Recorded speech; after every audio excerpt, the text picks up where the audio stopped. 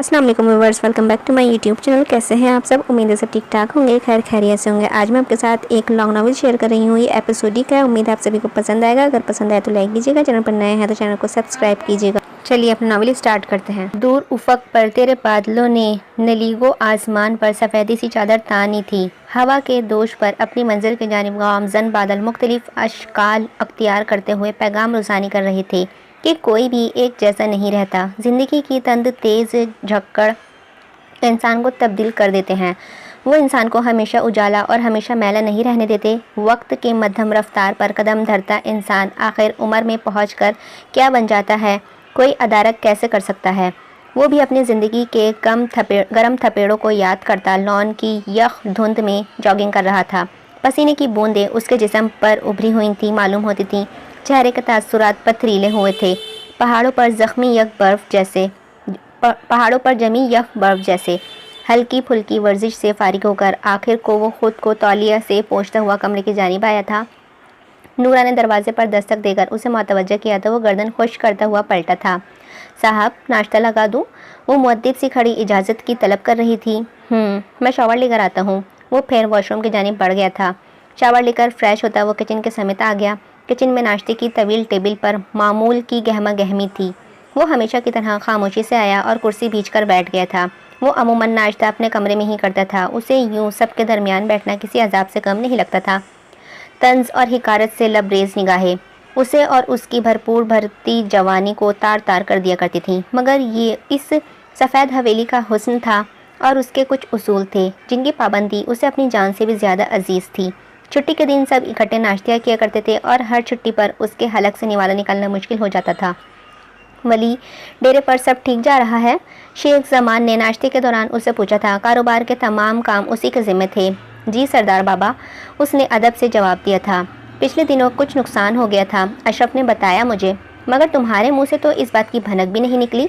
تحکم اور اونت سے بھرپور جملہ اسے کوڑے کی طرح رسید کرنے والا بختیار احمد تھا۔ اس نے ضبط سے سرخ ہوتی آنکھیں اٹھائیں اور سردار بابا کو دیکھا تھا۔ یہ ہمیں آگاہ کر چکا ہے بختیار، ہر دفعہ بغیر تحقیق کے بات مت کیا کرو۔ زمان احمد کی مضبوط آواز نے ڈائننگ ہال کو سناٹے میں غرق کر دیا تھا۔ آغا جان، میں آپ کی اولاد ہوں، اپنے کاروبار کے بارے میں پوچھ گچھ کرنا میرا فرض ہے۔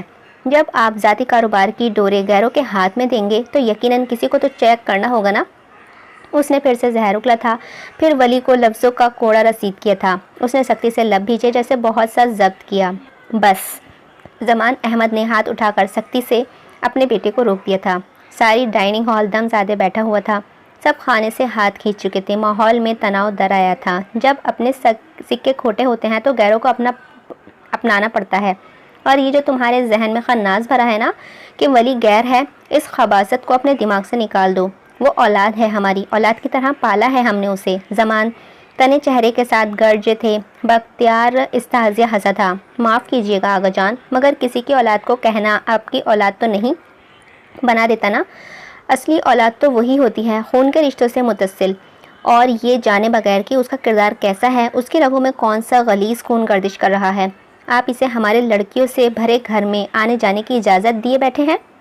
بختیار زہر سرائی سے باز نہیں آ رہا تھا۔ اس کے دماغی خناس اب منہ کے راستے باہر کو نکل کر ساری فضا کو آلودہ کر رہے تھے۔ زمان احمد کا چہرہ سرخ ہوا تھا۔ ولی نے مٹی زور سے کھینچی تھی۔ یہ تنزیر سنسناتا ہوا جملہ اس کے خون کی گردش کو تیز کر گیا تھا۔ یہ مت بھولو بختیار احمد کہ تم اپنی راتیں جہنم کے کن سیاہ گڈھوں میں گزارتے ہو۔ دوسروں کے کردار پر میلی نگاہیں ڈالنے سے پہلے اپنے رنگین مزاج کی بھی خبر رکھو۔ جس کی من کا آئینہ میلا ہو اسے بھلا دوسرا اجالا نظر بھی کیسے آ سکتا ہے؟ لڑکیوں کو گھر میں آنے سے اسے نہیں تمہیں روکنا چاہیے۔ اپنے باپ کو اب اتنا بھی بے خبر نہ سمجھو بختیار۔ ان کی آواز میں پھنکار تھی، ایسے جیسے کہ جس نے بختیار بلبلا اٹھا تھا۔ گھر کی خواتین نے منہ پر ہاتھ رکھ لیے تھے۔ بیوی جان نے زمان احمد کو مزید کچھ کہنے سے روکا تھا۔ رہنے دو بیگم، اس سے ہمارا صبر تمام کر دیا ہے، اس نے ہماری زندگی بھر کی ریاضت پر لات ماری ہے۔ ان کی آنکھیں ضبط سے سرخ پڑ رہی تھیں۔ بی جان نے دکھ سے اپنی اولاد کو دیکھا تھا۔ بختیار غصے سے کرسی کھینچ کر اٹھا اور ٹھوکریں مارتا ہوا کچن سے نکل گیا تھا۔ ولی نے بھی نیپکن سے ہاتھ پوچھے اور سپاٹ سا کرسی کھینچتا ہوا اٹھ کر کھڑا ہوا تھا۔ अमल ने झिझकते हुए नजरें उठाकर उसे देखा था। दर्द की जिस भट्टी में वो बचपन से सुलगता आया था वो उससे बेखबर नहीं थी, उसके किरदार से बहुत बाखबर थी कि वो घर की लड़कियों को देखता भी नहीं है। उसके किरदार पर ऐसा हमला वली का दुख महसूस करके उसकी आंखें नम होने लगी थीं। तलुए हुई उजली सुबह उदासी में डूबने लगी थी। नज़र अहमद अपने बाप के इकलौते चश्म चिराग थे। बाप के गुजर जाने के बाद कारोबार का मामलात की बागें उन्होंने बहुत कमसनी में संभालनी थी। शादी हुई तो खुदा ने उनको 3 बेटों से नवाजा था, हसीन अहमद, हसन अहमद और जमान अहमद। नज़र अहमद अपने बाप का परतू थे, इंतहाई नेक दिल, शरीफ और उनफिस तबीयत के मालिक। जब उनकी तबीयत नासाज रहने लगी तो उन्होंने जायदाद का बंटवारा तीनों बेटों के दरमियान इंतहाई इंसाफ से किया था। किसी को भी उनके फैसलों से इख्तलाफ ना हुआ था। 3 हवेलियां साथ साथ अपने सतूनों पर जमी शान से सर उठाए खड़ी थीं। जमान अहमद भाइयों में सबसे छोटे थे। उनके 2 बेटे और 1 बेटी थी, बख्तियार अहमद, निसार अहमद और अमल। हसन अहमद के 3 बेटे थे, नज़ीर अहमद, रशीद अहमद, नफीस अहमद और नाजिया। हुसैन अहमद के 2 बेटे और 2 बेटियां और 1 बेटा था, शाजिया, अमीना और हाशिम अहमद। तीनों भाइयों में सबसे ज़्यादा नज़र अहमद से मुलासत रखने जमान अहमद थे। उनके दोनों बड़े भाइयों ने दौलत की चकाचौंध में खुद की और बाप की इज्जत खाक करने में कोई कसर नहीं छोड़ी थी। उनकी औलादें भी उन्हीं के नक्शे कदम पर गामजन थीं।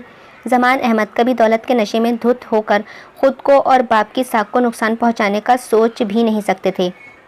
वो बाहया और नेक थे। गांव वालों के साथ मामलात, इंसाफ और अदल पर मुबनी थे।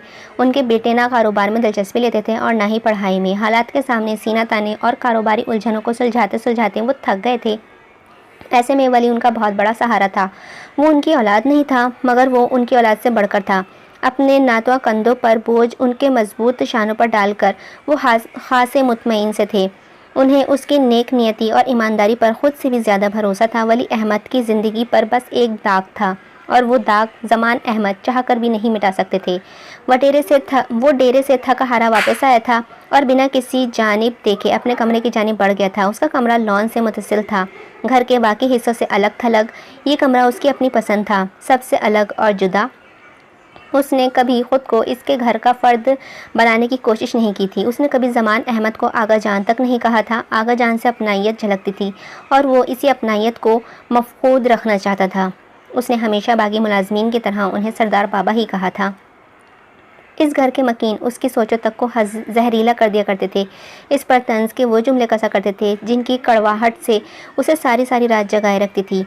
इन्हीं बातों के बाइस वो बचपन से ही खोल में मुकीद होकर रह गया था। उसकी शख्सियत, उसकी सोच किसी पर भी आया नहीं थी। उसने कभी आया होने ही नहीं दी थी।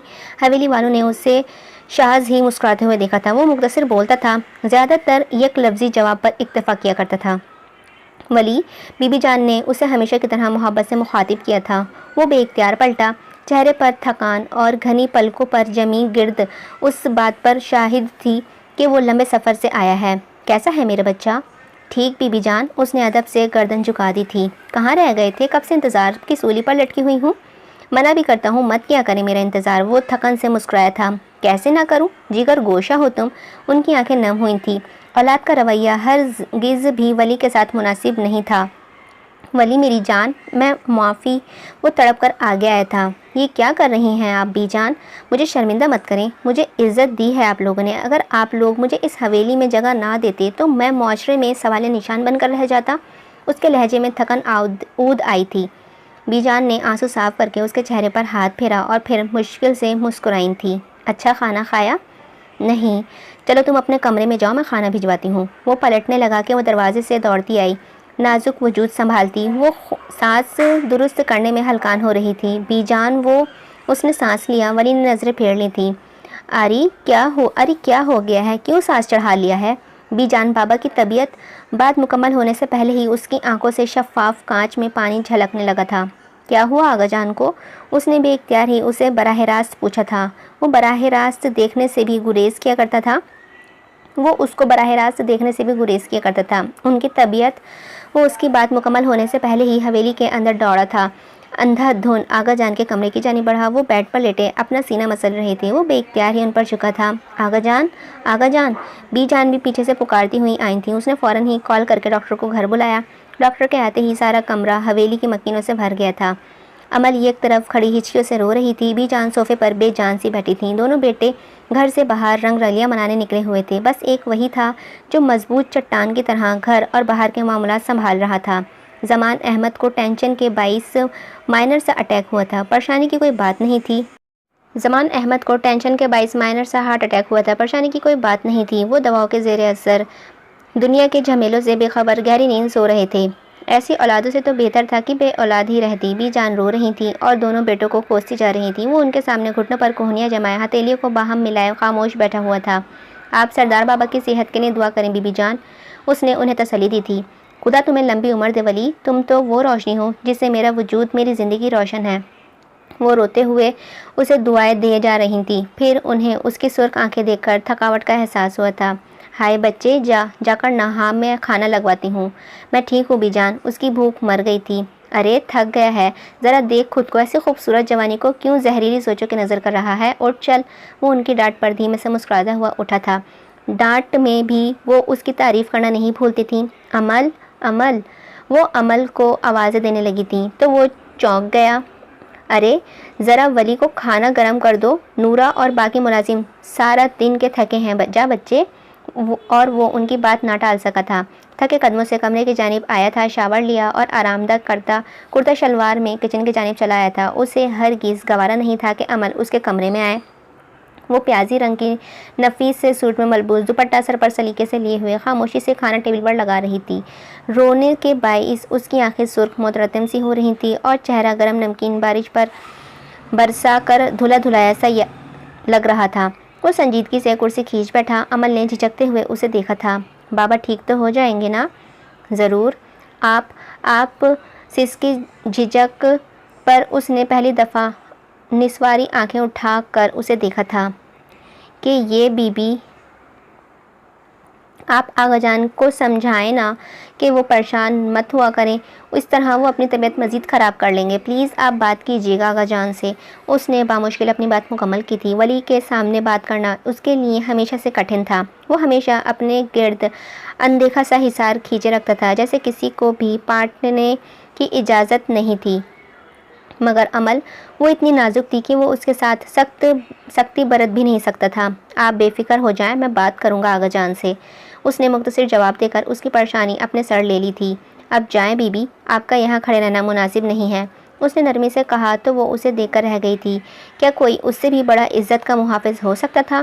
وہ ابھی نہیں جانا چاہتی تھی، وہ اسے اپنے کانچ سی آنکھوں میں قید کرنا چاہتی تھی، وہ اسے ابھی اور دیکھنا چاہتی تھی، مگر اس نے اپنے قدم کچن سے باہر کی سمت بڑھا دیے تھے، کیونکہ اسے اور دیکھنے کا مطلب ساری رات آنکھوں میں کاٹنا تھا۔ مگر اس رات آنکھوں میں کاٹنا عزیز تھا، کیونکہ اسے وہ عزیز تھا، اور جاگ تو وہ ہی رہا تھا۔ اس کی بھیگی بھیگی کانچ سی آنکھیں، جاگ تو وہ بھی رہا تھا، اس کی بھیگی بھیگی کانچ سی آنکھیں اس کے گرد حصار قائم کیے ہوئی تھیں۔ ان آنکھوں نے اسے بہت دفعہ جگایا تھا، اب تو اسے گنتی بھی بھول گئی تھی۔ اس کی جھجک اور لمبی پلکوں کی لرزش اس کے چھپی ہوئی نہیں تھی، وہ اس کو ایک نظر کے بعد دیکھتا بھی نہیں تھا۔ اس کا شفاف وجود بے حد نازک تھا، وہ اس کی نظریں نہیں سہ پا رہی تھی اور اس کا کوئی امتحان وہ لینا نہیں چاہتا تھا۔ وہ نظروں کی زبان سے پرہیز کرتا تھا، مگر وہ اس پرہیز کو نہیں سمجھتی تھی، اسی لیے جب بھی اس کی آنکھیں ولی کی آنکھوں سے چار ہوتی تھیں، کچھ نہ کچھ بول رہی ہوتی تھی۔ وہ بستر پر چت لیٹا سرخ نظروں سے چھت کو تک رہا تھا، یہ جانے بغیر کہ کوئی اسے بھی اسی شدت سے یاد کرتا کروٹیں بدل رہا ہے۔ زمان احمد اور بی بی جان شہر سے واپس آ رہے تھے۔ رات کا گھٹا ٹوپ اندھیرا ہر طرف سناٹا قائم کیے ہوئے تھا۔ یکدم زمان احمد نے گاڑی کو بریک لگایا تو گاڑی جھٹکے سے رکی تھی۔ کیا ہوا آغا جان؟ بی جان نے حیرت سے انہیں دیکھا۔ وہ گاؤں کے داخلی حدود میں پہنچ چکے تھے۔ مجھے بچے کے رونے کی آواز آ رہی ہے۔ ان کی بات پر بی جان نے آنکھیں پھیلیں۔ مگر رات کے اس پہر؟ وہ ان کی بات سنے بغیر گاڑی سے اتر چکے تھے۔ آواز کا تعاقب کرتے ہوئے وہ گاؤں کی مسجد تک پہنچے تھے۔ مسجد کی سیڑھیوں پر تولیہ میں بچہ لپٹا ہوا رکھا تھا اور مستقل رو رہا تھا۔ انہوں نے اسے آگے بڑھ کر اٹھایا اور پھر چہرہ آس پاس گھما کر دیکھا، مگر کسی انسان کا نام و نشان تک نہ تھا۔ وہ اسے اپنے ساتھ گاڑی تک لائے۔ بی جان نے تشدد ہو کر پہلے زمان احمد کو دیکھا اور پھر ان کے ہاتھ میں پکڑے نومولود کو۔ یہ کیا ہے آغا جان؟ یہ کس کا بچہ ہے؟ مجھے نہیں معلوم زمانی بیگم، یہ زمان اینڈ زمانی، بڑھیا۔ یہ معصوم مسجد کی سیڑھیوں پر پڑا تھا، آس پاس بھی کوئی نہیں تھا۔ انہوں نے بھی جان کو بچہ تھمایا تھا۔ بچہ بے حد ہی خوبصورت تھا، ان کے آغوش میں آتے ہی خاموش ہو گیا تھا۔ یہ تو بہت ہی خوبصورت ہے آغا جان۔ ہاں، پتہ نہیں کس بے حس نے اس کے ساتھ یہ ظلم کیا ہے۔ وہ ڈرائیو کرتے پریشانی سے بول رہے تھے۔ صبح ہوتے ہی انہوں نے پورے گاؤں میں اعلان کروا دیا تھا کہ یہ جس کا بھی بچہ ہے حویلی سے لے جائیں، مگر 2 دن کے مسلسل جدوجہد سے بھی کوئی حل نہ نکلا تھا۔ یہ بچہ کس گند کی پوٹلی ہے زمان، ابھی پھینکاؤ اسے۔ حسین احمد گرج رہے تھے۔ بی جان نے دہل کر ان کی صفاقی کو دیکھا تھا۔ سفید حویلی میں سارے گھر والے اکٹھے تھے۔ زمان احمد نے بے یقینی سے، بھائی صاحب، یہ آپ کیا کہہ رہے ہیں؟ ٹھیک کہہ رہا ہوں، کسی کے گناہ کی ذلت تم ہمارے خاندان کے ماتھے پر تھوپنا چاہتے ہو؟ میں تمہیں اس کی اجازت ہرگز نہیں دے سکتا۔ میں اس معصوم کو ظالم معاشرے کے حوالے نہیں کر سکتا۔ جنہوں نے گناہ کیا ہے وہ ان کا اپنا فعل ہے، اور ہر کوئی اپنی بد فعلیوں اور خود ذمہ دار ہے۔ کسی اور کے گناہوں کی سزا میں اس معصوم ذات کو نہیں دے سکتا، ہرگز بھی نہیں۔ وہ بچہ ناجائز ہے زمان۔ کوئی اولاد کو یوں رات کے اندھیرے میں مسجد کے باہر نہیں ڈالتا، کوئی بھی اپنے گناہ کی سزا کو گلے کا تُوک نہیں بناتا۔ پھر تم کیوں جذباتی ہو کر کسی کی گئی بد فعلی کا عذاب اپنے سر پر ڈال رہے ہو؟ ہوش کے ناخون لو، وہ اس سے پہلے کہ وہ بچے بڑا ہو کر سوال نشان بن جائے۔ اسے اس حویلی سے نکال کر باہر کرو۔ حسن احمد کی بات پر بی جان نے منہ پر ہاتھ رکھ لیا تھا۔ زمان احمد کی کنپٹی کی رگیں بے اختیار ہی ابھری تھیں۔ بھائی جان، وہ بچہ جو کوئی بھی ہو، میں اب اسے اس حویلی سے باہر نہیں بھیجوں گا۔ وہ گناہ جو انسان کرے اس کی سزا انسانوں کو ملنی چاہیے، کسی معصوم جان کو نہیں۔ وہ بچہ اب میرے گھر کا حصہ ہے۔ لوگ جو بھی کہتے ہیں، ان کی بات دو ٹوک تھی۔ زمان، بس بھائی صاحب، آپ نیکی میں میرا ساتھ نہیں دے سکتے تو مجھے نیکی کرنے سے روکنے کا بھی کوئی حق نہیں رکھتے آپ۔ اور اس شفاف دنیا میں کون کتنا پاکیزہ اور کتنا بد کردار ہے، یہ تو آپ بھی اچھے سے جانتے ہیں، اور میں بھی۔ آخر میں ان کا لہجہ بہت کچھ افشا کرتا ہوا تھا، تو حسین اور حسن احمد کا سارا خون پل بھر کو نچڑ کر رہ گیا تھا، اور انہیں اندازہ ہو ہی گیا کہ زمان اتنا بھی بے خبر نہیں جتنا وہ اسے سمجھ رہے تھے۔ اس کا نام کیا رکھیں گے آغا جان؟ بی جان اسے ساتھ لپیٹے ہوئے پوچھ رہی تھی۔ ولی احمد، زمان نے مسکرا کر کہا تھا۔ بہت پیارا نام ہے۔ بی جان بھی مسکرا رہی تھی۔ وہ 4 سال کا ہوا تو بی جان کے یہاں ننھی سی امل نے جنم لیا تھا۔ وہ بہت ہی خوبصورت تھی۔ ڈر تھا چھونے سے میلی نہیں ہو جائے۔ تم لوگے اسے گود میں ولی؟ بی جان نے اس کے آگے عمل کو کیا تو وہ بتک کر پیچھے ہوا تھا۔ نہیں بی جان، معصومے سے نفی میں سر ہلایا تھا۔ کیوں؟ یہ گر جائے گی، چھوٹی سی ہے نا۔ وہ وضاحت دی تو بی جان ہنس دی تھی۔ نہیں گرے گی، تم لو تو صحیح۔ مگر وہ زور زور سے نفی میں سر ہلا رہا تھا۔ اس کی نسواری آنکھیں عمل کو تک رہی تھی۔ پھر اس نے ڈرتے ڈرتے اس کے گالوں پر اپنے ننھے ہاتھ رکھے تھے۔ گالوں کی نرمی محسوس کرتے ہی فوراً ہاتھ پرے کر لیے تھے۔ بی جان ہنستی رہیں اس کی معصوم حرکت پر۔ وہ تھوڑا سمجھدار ہوا تو ایک دن عمل کے نام کا مطلب پوچھنے لگا تھا۔ عمل کا مطلب ہوتا ہے امید۔ اسے سمجھنے میں دقت ہوئی۔ اور ناجائز کا کیا مطلب ہوتا ہے؟ معصومیت سے پوچھا، مگر بی جان نے اسے کرنٹ کھا کر دیکھا تھا۔ ولی، یہ کس نے کہا ہے تم سے؟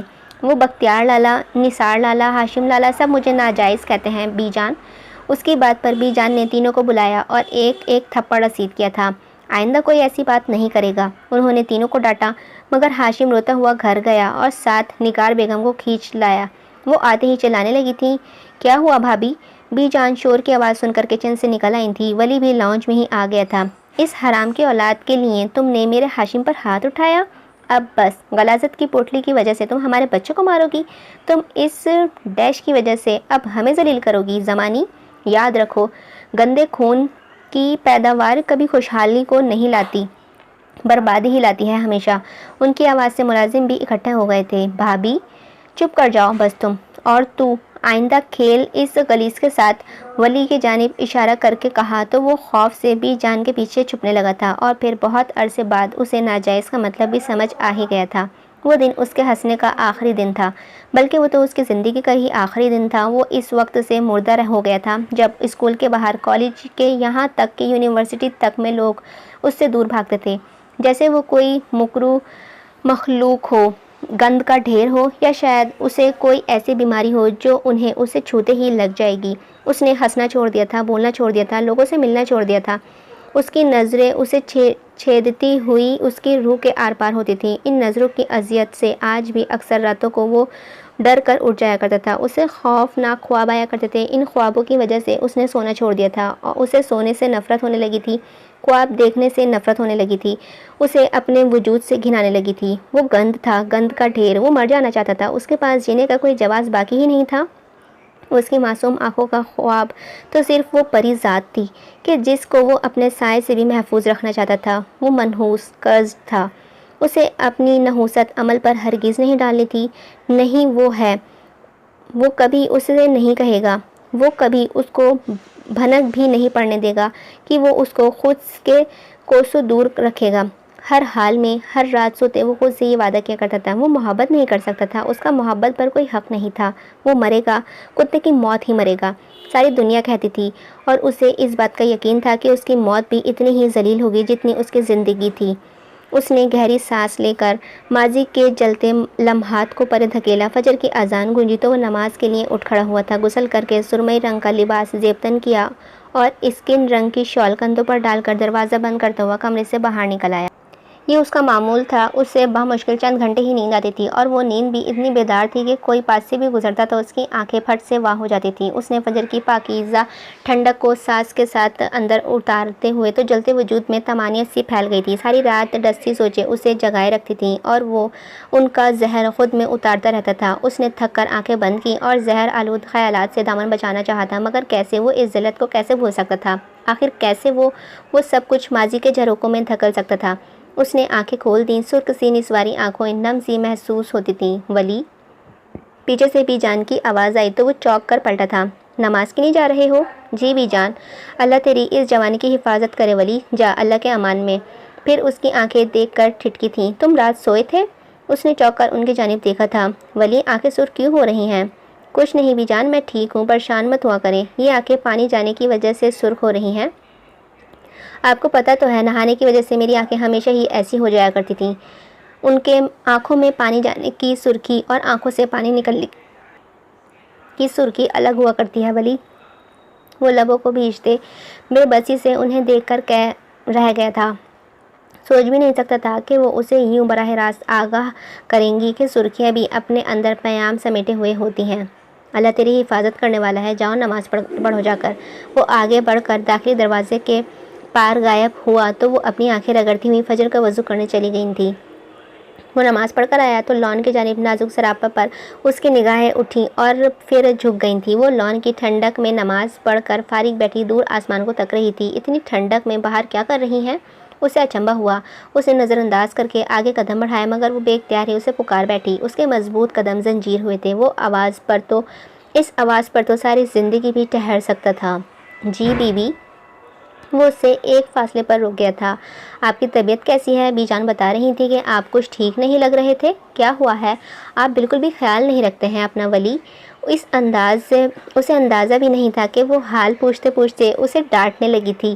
وہ اس کی فکر پر ہلکا سا مسکرایا تھا۔ مجھے کچھ نہیں ہوتا بی بی، ٹھیک ہوں میں، بہت سخت جان واقعہ ہوا ہوں، سر جھٹک کر تلخی سے کہا تھا۔ ایسے نہ کہیں ولی۔ چلیں، میں ایسا نہیں کہتا، ساری دنیا کہتی ہے کہ اتنی ذلت کے بعد بھی مرتا نہیں ہے۔ ایسا نہ کہا کریں ولی۔ اب کہ اس کی التجا بھیگنے لگی تھی۔ دنیا جو بھی کہے، اس سب میں آپ کا کوئی قصور نہیں ہے، جو ہوا اس سب میں آپ قصوروار نہیں ہیں ولی۔ یہ دنیا قصوروار ہے، اس کی ظالم روایتیں، جھوٹی عمارتیں قصوروار ہیں، آپ تو معصوم ہیں، اس سارے قصے میں آپ مظلوم ہیں، یہ دنیا ظالم ہے، خود کو اذیت دینا چھوڑ دیں۔ یہ حد تھی۔ آخری الفاظ کانپ سے گئے تھے۔ عمل رو رہی تھی، اس نے عمل کو رلا دیا تھا۔ کتنا منحوس تھا وہ، کتنی زندگی اذیت میں جھونک دی تھی اس نے۔ کیوں رو رہی ہیں آپ؟ اس نے ضبط سے کہا تھا۔ آپ رلاتے ہیں مجھے۔ آنکھیں رگڑ کر صاف کرتی وہ اس کائنات کی سب سے پاکیزہ اپسرا لگ رہی تھی۔ وہ چند پل اسے دیکھے گیا تھا۔ مت رویا کریں، بہت آہستہ سے کہا تھا۔ اسی پل اس نے آنکھیں اٹھائی تھی۔ کیا کبھی تم نے وقت کو رکتے دیکھا ہے؟ وہ ایسا ہی لمحہ تھا جو ٹھہر گیا تھا ان دونوں کے درمیان۔ اس کی گلابی آنکھوں نے اس کی شہد رنگ بھیگی نظروں کو چھوا تھا۔ کاش وہ وقت کی لگام کو کس کر تھام سکتا اور ان بھیگی آنکھوں کے سارے آنسو خود میں جذب کر لیتا۔ عمل نے بے اختیار ہی آنکھیں جھکائیں تھیں۔ وہ ان آنکھوں کی تکلیف کو مزید نہیں سہار سکتی تھی۔ یہ زخمی آنکھیں اسے زخم دے رہی تھیں۔ اس کا وجود زخم ہونے لگا تھا۔ میرے لیے مت رویا کریں عمل بی بی، تکلیف ہوتی ہے مجھے۔ اتنا کہہ کے وہ آگے بڑھ گیا تھا۔ امل روتی رہی تھی، وہ ڈھیر سارا رونا چاہتی تھی، وہ اس کے لیے رونا چاہتی تھی، اس کے حصے کا رونا چاہتی تھی۔ وہ کمرے کی واش روم میں بیسن پر جھکا منہ دھو رہا تھا۔ اسے یہاں سے چلے جانا چاہیے، اگر وہ یہاں رہا تو امل کو زیادہ تکلیف دے گا، اور اس پر تو وہ اپنی ذات کا سایہ بھی نہیں ڈالنا چاہتا تھا۔ اور بھیگی آنکھیں، اس نے آنکھیں بند کر کے بے بسی سے چہرہ اوپر اٹھایا تھا، مگر اب وہ اس کی سانسوں میں قطرہ قطرہ تحلیل ہونے لگی تھی، جیسے وہ چاہ کر بھی خود سے جدا نہیں کر سکتا تھا۔ اس روز سفید حویلی میں معمول کے برخلاف چہل پہل تھی۔ ملازمین چستی سے کاموں میں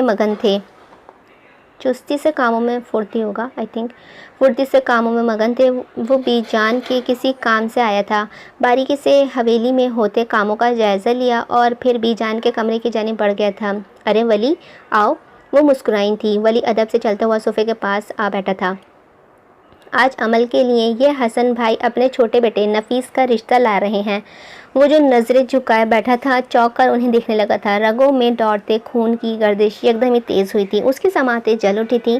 بس عمل کے فرض سے بھی آزاد ہو جاؤں تو سکون سے مر سکوں، وہ اس کے اندر ہوتی ہوئی توڑ پھوڑ سے بے خبر کہہ رہی تھی۔ اس نے ضبط سے دانت پر دانت جمائے تو کن پٹی کی رگیں ہی ابھر آئی تھیں۔ ہاں بیٹا، تمہیں اسی لیے بلایا تھا کہ تم ذرا شادی کے انتظامات دیکھ لینا۔ رشتہ تو بچپن سے طے تھا، اب صرف تاریخ ہی رکھی جائے گی، اور شادی بھی جلد ہی رکھیں گے، بھابھی بتا رہی ہیں۔ اسے قسمت کے فیصلے پر ہنسی آئی تھی، اسے خود پر ہنسی آئی تھی۔ اس کی قسمت اتنی بھی ظالم ہو سکتی ہے، اسے امید نہیں تھی، اتنے ظالم کہ اب اسے اپنی محبت کو کسی اور کے حوالے کرنا تھا، اور ستم یہ تھا کہ خوش دلی سے کرنا تھا۔ جی بی جان، میں سب سنبھال لوں گا، فکر نہ کریں، ٹھہرے ہوئے لہجے میں کہا، اور بی جان قدموں سے اٹھایا تھا، زینوں سے نیچے اتر رہا تھا کہ وہ اوپر چڑھتی ہوئی نظر آئی۔ عمل نے اسے دیکھا، وہ بس ایک پل کے لیے رکا تھا اور پھر اتنی تیزی سے اتر گیا کہ زینوں کو قدموں تلے رون ڈالنا چاہتا ہو۔ وہ اسے مڑ کر دیکھ رہی تھی۔ ولی نے گاڑی ریورس کی تو ٹائر چرچرائے اٹھے تھے۔ دروازے پر جمے ملازم اسے کبھی اتنے غصے میں نہیں دیکھا تھا۔ وہ گاڑی تیزی سے نکال لے گیا تھا، سختی سے اسٹیئرنگ پر جمے ہاتھ اور سپاٹ سا چہرہ۔ وہ کہیں سے بھی نارمل نہیں لگ رہا تھا، وہ نارمل رہا ہی نہیں تھا۔ شاہ نواز، جی صاحب جی، مجھے نفیس احمد کی زندگی کا ہر پہلو لا کر دو۔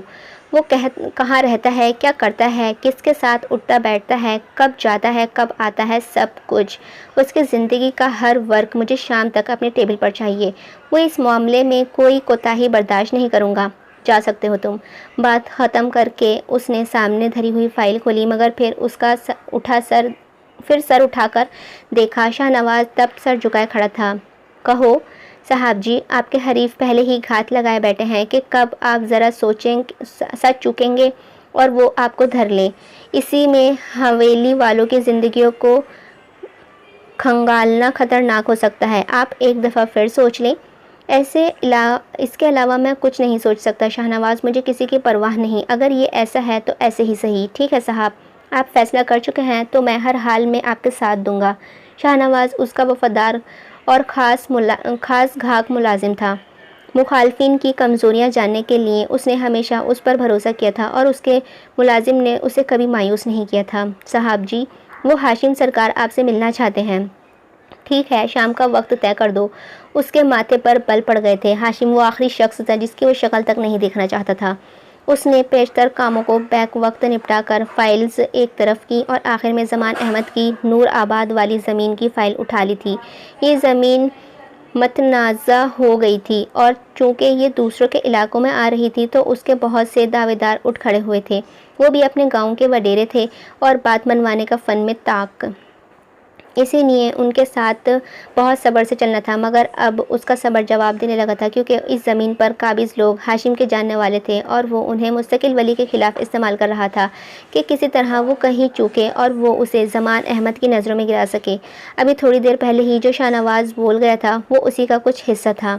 اس نے لب بھیج کر فون اٹھایا اور چند بٹن دبا کر کان سے لگایا تھا۔ محسن، نور آباد والی زمین کے جتنے بھی دعوے دار ہیں ان کے نام، پتے اور ان کی سرگرمیوں کی ساری رپورٹس مجھے جمع کر کے دو، اور دیر بالکل بھی مت کرنا۔ اسے اب اس کام کو مزید لٹکانا نقصان دے دے گا۔ اس نے حکم دے کر فون کان سے ہٹایا تھا اور اپنی جگہ سے اٹھنے ہی لگا تھا کہ ہاشم اس کے آفس میں دندناتا ہوا داخل ہوا تھا۔ ولی اٹھتے اٹھتے بیٹھ گیا۔ وہ اچھا خاصا اونچا لمبا سا مرد تھا، بالکل بانس جیسا، مضبوط کثرتی جسم پر چپکی ہوئی چھوٹی آستینوں والی قمیض پہنے وہ انتہائی مکروہ حلیے کی طرح ناگوار گزرتا تھا۔ لوگ اسے چھٹا ہوا بدماش کہتے تھے کیونکہ اس کا اٹھنا بیٹھنا ٹھیک ٹھاک قسم کے بدماش لوگوں کے ساتھ ہی تھا۔ ولی اس بات سے بے خبر نہیں تھا۔ وہ کیا ہے نا ولی کہ تم سے کافی وقت سے ملاقات نہیں ہوئی تھی تو تم آتے نہیں، اسی لیے میں خود ہی چلا آیا تم سے ملنے۔ اونچی ناک رکھتے ہو نا تم، بس اسی کا احترام کرتے ہوئے خود تمہاری خدمت میں حاضر ہوا ہوں۔ حاضری قبول فرماؤ سرکار۔ اس کا مذاق اڑاتا لہجہ ولی کو گھپتا ہوا محسوس ہوا تھا، مگر وہ وقت گزر گیا تھا کہ جب وہ اس سے دب جاتا تھا۔ ایک جنگل میں رہتے رہتے اسے اندازہ ہو گیا تھا کہ آخر جنگل میں سروائیو کیسے کیا جاتا ہے۔ اب وہ کمزور بے بس ولی نہیں تھا، اس کے اختیار میں بہت کچھ تھا۔ اس کی بھی چھٹنے ہوئے بدماشوں سے دوستیاں تھیں کیونکہ اسے یہاں زندہ رہنے کے لیے ان سے دوستی رکھنی تھی، اور اس نے وہی کیا تھا۔ اگر ہاشم خطرناک تھا تو ولی بھی خوفناک راتوں کا مسافر رہا تھا۔ کیا کام تھا؟ اس نے کہا تو صرف اتنا ہی۔ اس کا چہرہ ہر جذبے سے عاری تھا، سپاٹ سا ہو رہا تھا۔ کام اچھے سے جانتے ہو تم۔ آگے والا بھی ہاشم تھا۔ اس کے اندر کوئی ہنسی سیاہ آنکھوں میں ولی کے لیے بلا کی نفرت تھی، مگر وہ مسکرا رہا تھا کیونکہ اس کے جنگل نے اس کو یہی سکھایا تھا، کچھ بولو تو پتہ چلے نا۔ اب کہ اس نے مسکرا کر کہا تھا، وہ اس کے منہ سے سننا چاہتا تھا۔ اسے دھرتے دھرتے وہ کہیں تو چوکے گا، غلطی کرے گا۔ انجان مت بنو ولی، جانتے ہو تم میں کس سلسلے میں یہاں آیا ہوں۔ اس زمین سے پیچھے ہو جاؤ اور دوبارہ اس سے مطابق بات کرنے کی غلطی بھی مت کرنا۔ جانتے ہو نا نور آباد والے لاشوں کو دفنانے کے لیے ماہر سمجھے جاتے ہیں۔ اپنی قبر وقت سے پہلے مت کھدواؤ۔ اوہ، اس کے لب اوہ میں سکڑے تھے، پھر اپنی نسواری آنکھیں ہاشم کی آنکھوں میں گاڑی تھیں، ہونٹ متبسم تھے مگر آنکھوں سے گویا آگ کی لپٹیں نکل رہی تھیں۔ اس نے مسکرا کر ہاشم کی آنکھوں میں دیکھا تھا۔ اپنی قبر میں نے خود ہی کھودی ہے ہاشم، ابھی سے نہیں، جب سے پیدا ہوا ہوں تب سے۔ اور یہ جو تم موت سے ڈرا رہے ہو نا، مجھے اس کا کوئی فائدہ نہیں ہے۔ بھلا موت سے گزر کر آئے کسی شخص کو موت سے ڈرا بھی کیسے سکتے ہو؟ جانتے ہو موت کو کتنے قریب سے دیکھا ہے میں نے؟ ایک پل کو وہ آگے کو ہوا تھا، اس کی آنکھوں میں جھانکا تھا، اتنے قریب سے کہ اگر تم دیکھ لو تو دم رک جائے تمہارا۔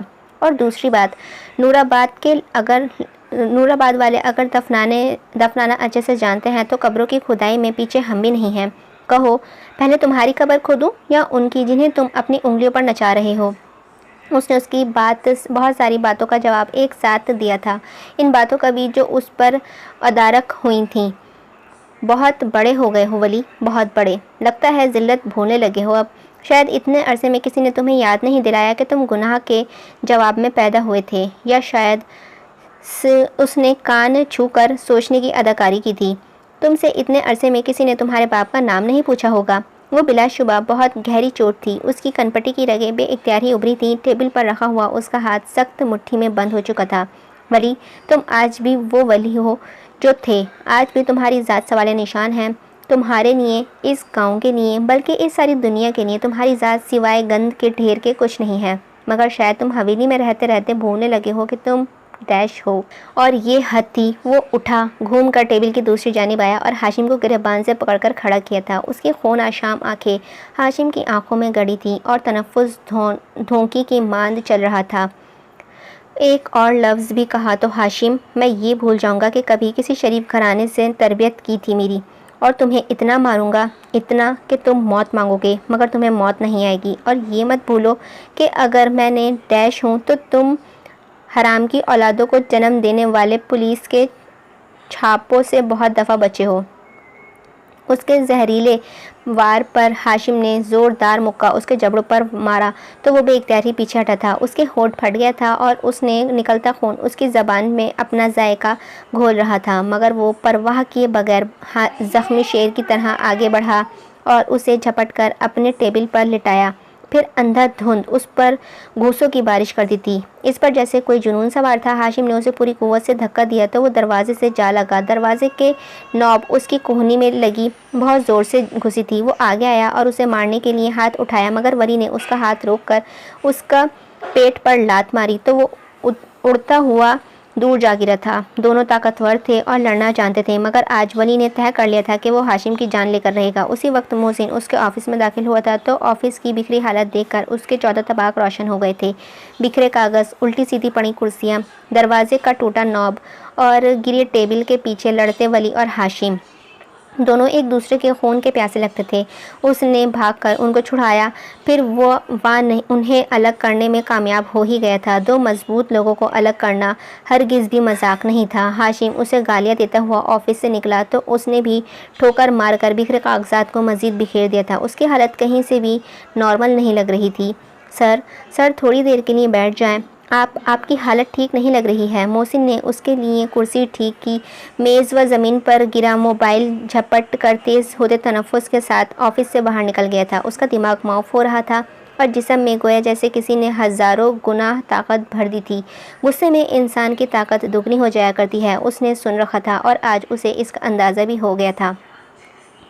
شاہ سر، آپ کو اندازہ بھی نہیں ہے کہ ہاشم سرکار اور ولی سر ایک دوسرے کو کس طرح مار رہے تھے۔ وہ تو خدا کا شکر ہے کہ میں وقت پر پہنچ گیا، ورنہ وہ دونوں ایک دوسرے کو مار دیتے۔ ولی سر پر تو لگتا ہے کہ گویا جنون ہی سوار ہو گیا ہو۔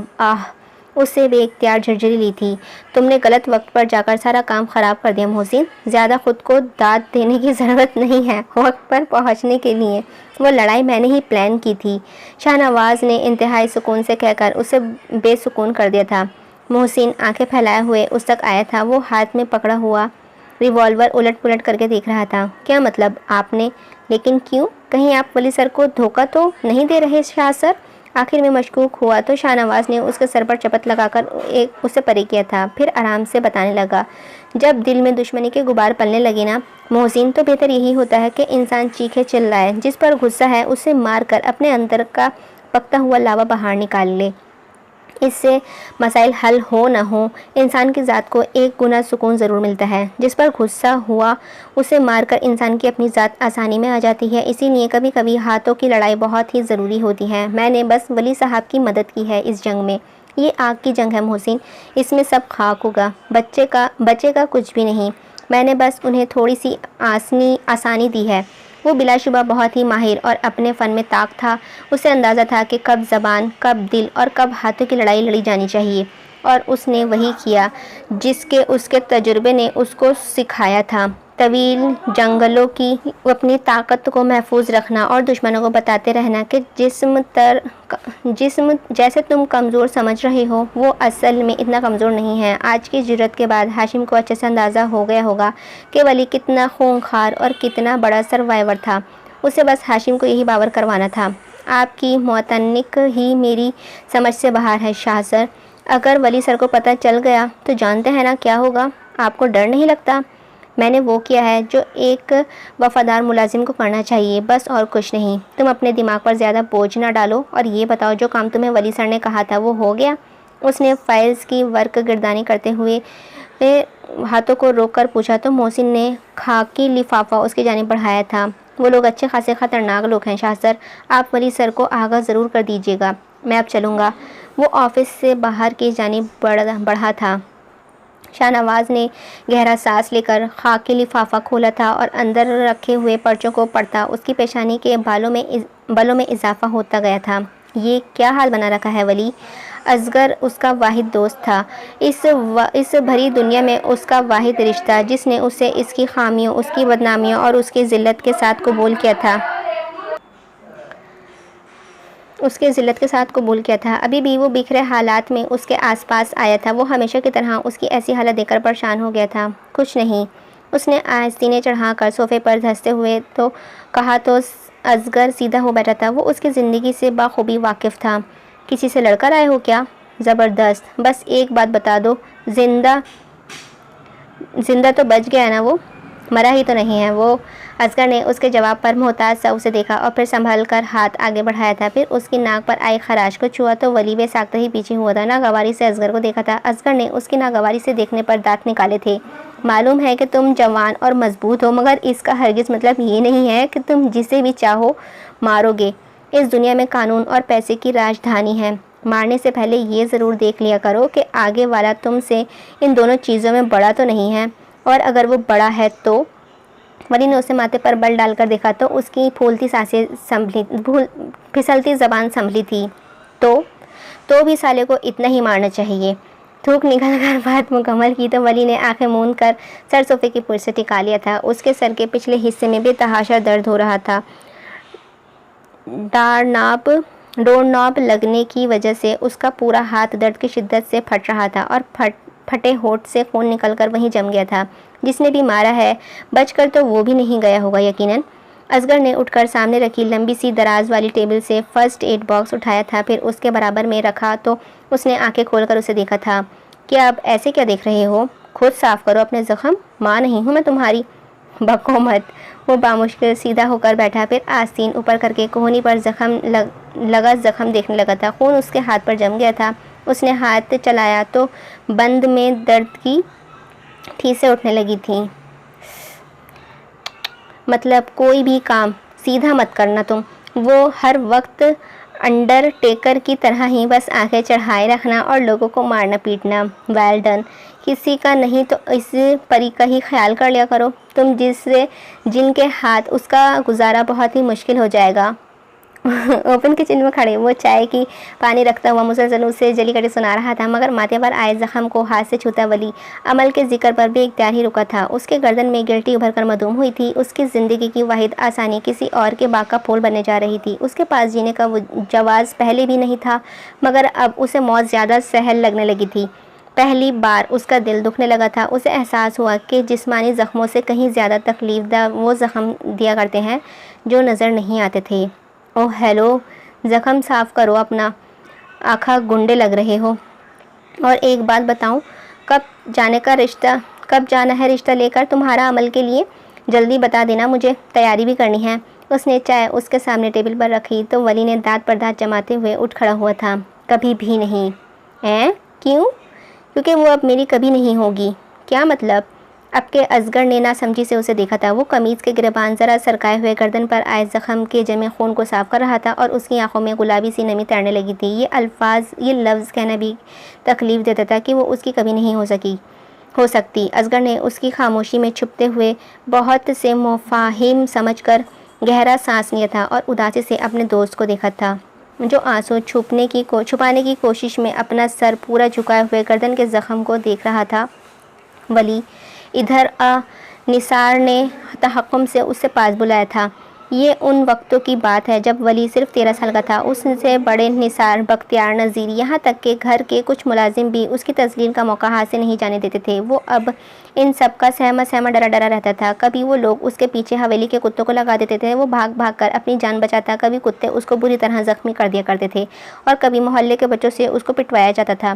اس کے اسکول، کالج، یہاں تک کہ یونیورسٹی میں بھی لوگوں کو اس کے ماضی سے آگاہ کرنے والے اسی حویلی کے اولادیں تھیں جو اس سے ہر گزرتے لمحے سے نفرت کیا کرتی تھیں۔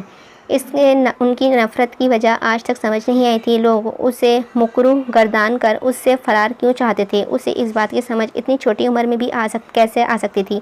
مگر اس بات کا اندازہ کہ جو بھی اس سے اس کے باپ کا نام پوچھتا تو پوچھنے والے کے چہرے پر تھا عجیب قسم کی کمینگی پھیلی ہوتی تھی۔ وہ جب اس سے زیادہ اس کے چہرے کے بدلتے ہوئے تاثرات سے ہیز اٹھایا کرتے تھے، اسے سب سے زیادہ اذیت یہی ایک چیز دیتی تھی۔ نثار نے بلانے پر وہ سہما ہوا اس کے قریب اگر کھڑا ہوا تھا۔ بختیار، ہاشم، نفیس اور نذیر آپس میں باتیں کر رہے تھے۔ اسے آتا دیکھ کر یکدم ہی خاموش ہوئے تھے۔ ارے ولی، ذرا اپنے باپ کا نام تو بتا، نثار نے صفاقے سے مسکرا کر کہا تھا تو اس کے چہرے پر سوال کا تماچا مارا تو وہ ضبط سے سرخ ہو گیا تھا۔ چاروں بھی متوجہ ہو کر اس کی دلچسپی سے دیکھ رہے تھے۔ بتا نا، ہاشم نے حد کر دی تھی کمینگی کی۔ مجھے نہیں پتا، آپ لوگ مجھ سے ایسے سوالات مت کریں، میں بی بی جان کو بتا دوں گا، اس نے زور سے مٹھی بھینچ کر سرخ چہرے کے ساتھ کہا تھا۔ زیادہ بک مت کر، سیدھی طرح سے بتا دے، اب کے بختیار نے کہا تو اس کا خون کھول اٹھا تھا۔ مجھ سے ایسی باتیں مت کریں آپ لوگ۔ اس کی نسواری آنکھیں اب کے بھیگنے لگی تھیں، غصے سے، غم سے۔ وہ لوگ اس کی عزت کو تار کر رہے تھے، اس سے بے لباس کرنے میں کوئی کسر نہیں ادھار رکھتے تھے۔ اس کا وجود بکھرنے لگا تھا، اس کا بچپن اذیت بننے لگا تھا، اس کی زندگی عذاب کا گڈھا بنتی جا رہی تھی۔ نذیر احمد کی پھنکار نے اسے پل میں بھسم کر دیا تھا۔ حرام کی اولاد، ہمارے گھر میں آ کر ہمارے سامنے کھڑا ہو کر ہمیں ہی جواب دیتا ہے؟ بختیار نے اس کے معصوم رخسار پر رکھ کر زناٹے دار تھپڑ مارا تھا تو وہ دور جا گرا تھا، اس کے ہونٹوں سے خون آنے لگا تھا، اس نے بے اختیار ہی اپنے ہونٹوں کو چھوا تھا، رول دیا تھا، اس کے ماں باپ نے اسے مٹی میں رول دیا تھا۔ بختیار اب اسے لاحول لاتوں سے مار رہا تھا، وہ اس کے باپ کی محبت میں حصے دار تھا، وہ اس کے حصے کی محبت ان سے لے رہا تھا، وہ اسے بالکل برداشت نہیں کر سکتا تھا، ہرگز نہیں۔ وہ یزیانی انداز میں لاتیں اس کے منہ پر مار رہا تھا اور ولی نیچے گرا بلبلا رہا تھا، اس کا لباس خاک آلود ہو گیا تھا، کھینچا پانی میں جگہ جگہ سے پھٹ گیا تھا، کسی نے بے جان کو اطلاع کی تو وہ دوڑتی ہوئی حویلی کے پیچھے والے دلان میں آئی تھی۔ بختیار مستقل اس کے چہرے پر لاتیں مار رہا تھا، وہ چاروں بیٹھے دلچسپی سے یہ منظر دیکھ رہے تھے اور ولی وہ تڑپ رہا تھا ماہی بے آب کی طرح، ان کا کلیجہ منہ کو آیا تھا۔ بختیار چھوڑ ولی کو، کمبخت، میں کہتی ہوں دفع ہو یہاں سے۔ وہ اندھا دھند دوڑتی ہوئی اس تک آئی تھی اور بختیار کو پرے دھکیلا تھا۔ ولی بے دم سا ہو کر گہرے گہرے سانس لے رہا تھا، اس کی آنکھیں بند ہو رہی تھیں۔ کچھ خدا کا خوف کرو تم لوگ، بچے کو اذیت دینے کو کون سی تسکین پہنچتی ہے تم سب کو؟ وہ اس کو ساتھ لگائے ہوئے ان کو کوس رہی تھیں۔ بختیار نے پیشانی پر بھرے پسینے آستین سے رگڑے تھے۔ اسے واقعے کے بعد ولی کو شدید بخار نے آ گھیرا تھا، وہ مستقل بیمار رہنے لگا تھا، اس کا اندر کھوکھلا ہو گیا تھا، اس کا وجود، اس کی سوچ سب خالی ہو گیا تھا۔ اسے لوگوں سے ملنے کے خیال سے ہی خوف آنے لگا تھا، وہ اسے عجیب سی نظروں سے دیکھتے تو اس کے وجود پر سانپ لوٹنے لگتے تھے، اس کی روح جھلس کر خاک ہو جایا کرتی تھی۔ وہ خود کو آئینے میں دیکھتا تو دل کرتا کہ آئینہ توڑ ڈالے، اپنا منہ نوچ لے۔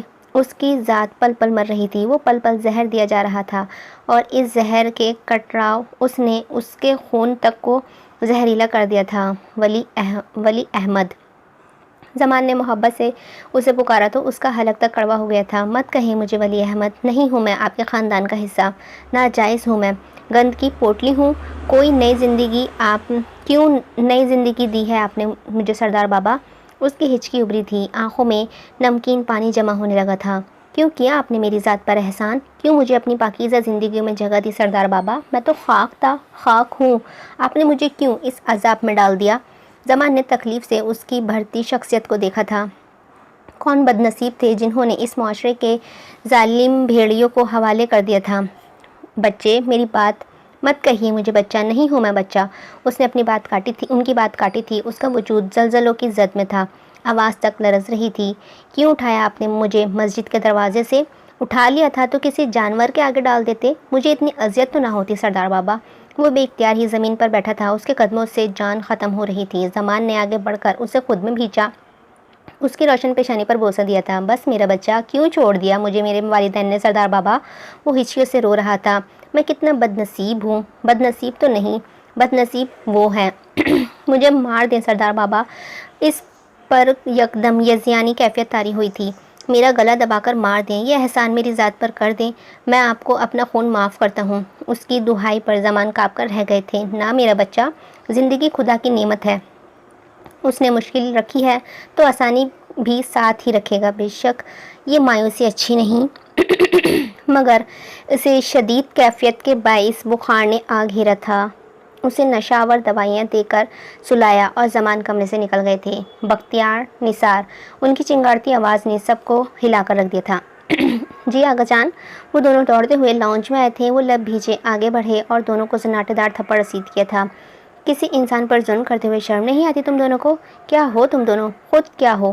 کبھی اپنے اس مکروہ وجود کو آئینے میں نظر بھر کر دیکھا ہے کبھی؟ وہ دہاڑے تھے۔ خدا کی مخلوق پر ظلم کر کے کون سی برتری ثابت کرنا چاہتے ہو؟ تم اسی لیے افضل ہو کیونکہ اپنی ماں باپ کے آغوش میں رہے ہو بچپن سے، بس اسی لیے اتنی اکڑ ہے۔ ارے ڈرو اس کے قہر سے، اس کے عذاب سے۔ وہ رب تمہیں ایسی جگہ پیدا کر دیتا تو کیا کر لیتے تم لوگ؟ یہ گھمنڈ، یہ غرور، یہ خاک ہے سب۔ کوئی اپنی مرضی سے پیدا نہیں ہوا اسے دنیا میں، اس کو کوستے ذرا سوچا ہوتا تو نوبت یہاں تک ہرگز نہیں آتی۔ ان کی آنکھیں سرخ ہو رہی تھیں، بی جان اور ملازم بھی اکٹھے ہو گئے تھے۔ ہاں تو آپ نے کیوں اس کو اس گھر میں پالا ہے؟ حسن تایا اور حسین تایا نے تو ایسے کسی کے پالے پالک کو گھر میں نہیں گھسایا، پھر آپ کو کیا پڑی ہے زمانے بھر کا گند خود سر لینے کی؟ بختیار نے انتہائی بدتمیزی سے کہا تو زمان چند پل ضبط سے اس کو دیکھتے رہے تھے۔ جانتا ہوں میں کہ تمہارے منہ میں کس کی زبان بول رہی ہے۔ اچھے لوگوں کے ساتھ اٹھتے بیٹھتے تو کبھی اس قسم کی غلاظت تمہارے منہ کے راستے سے باہر نہیں نکلتی۔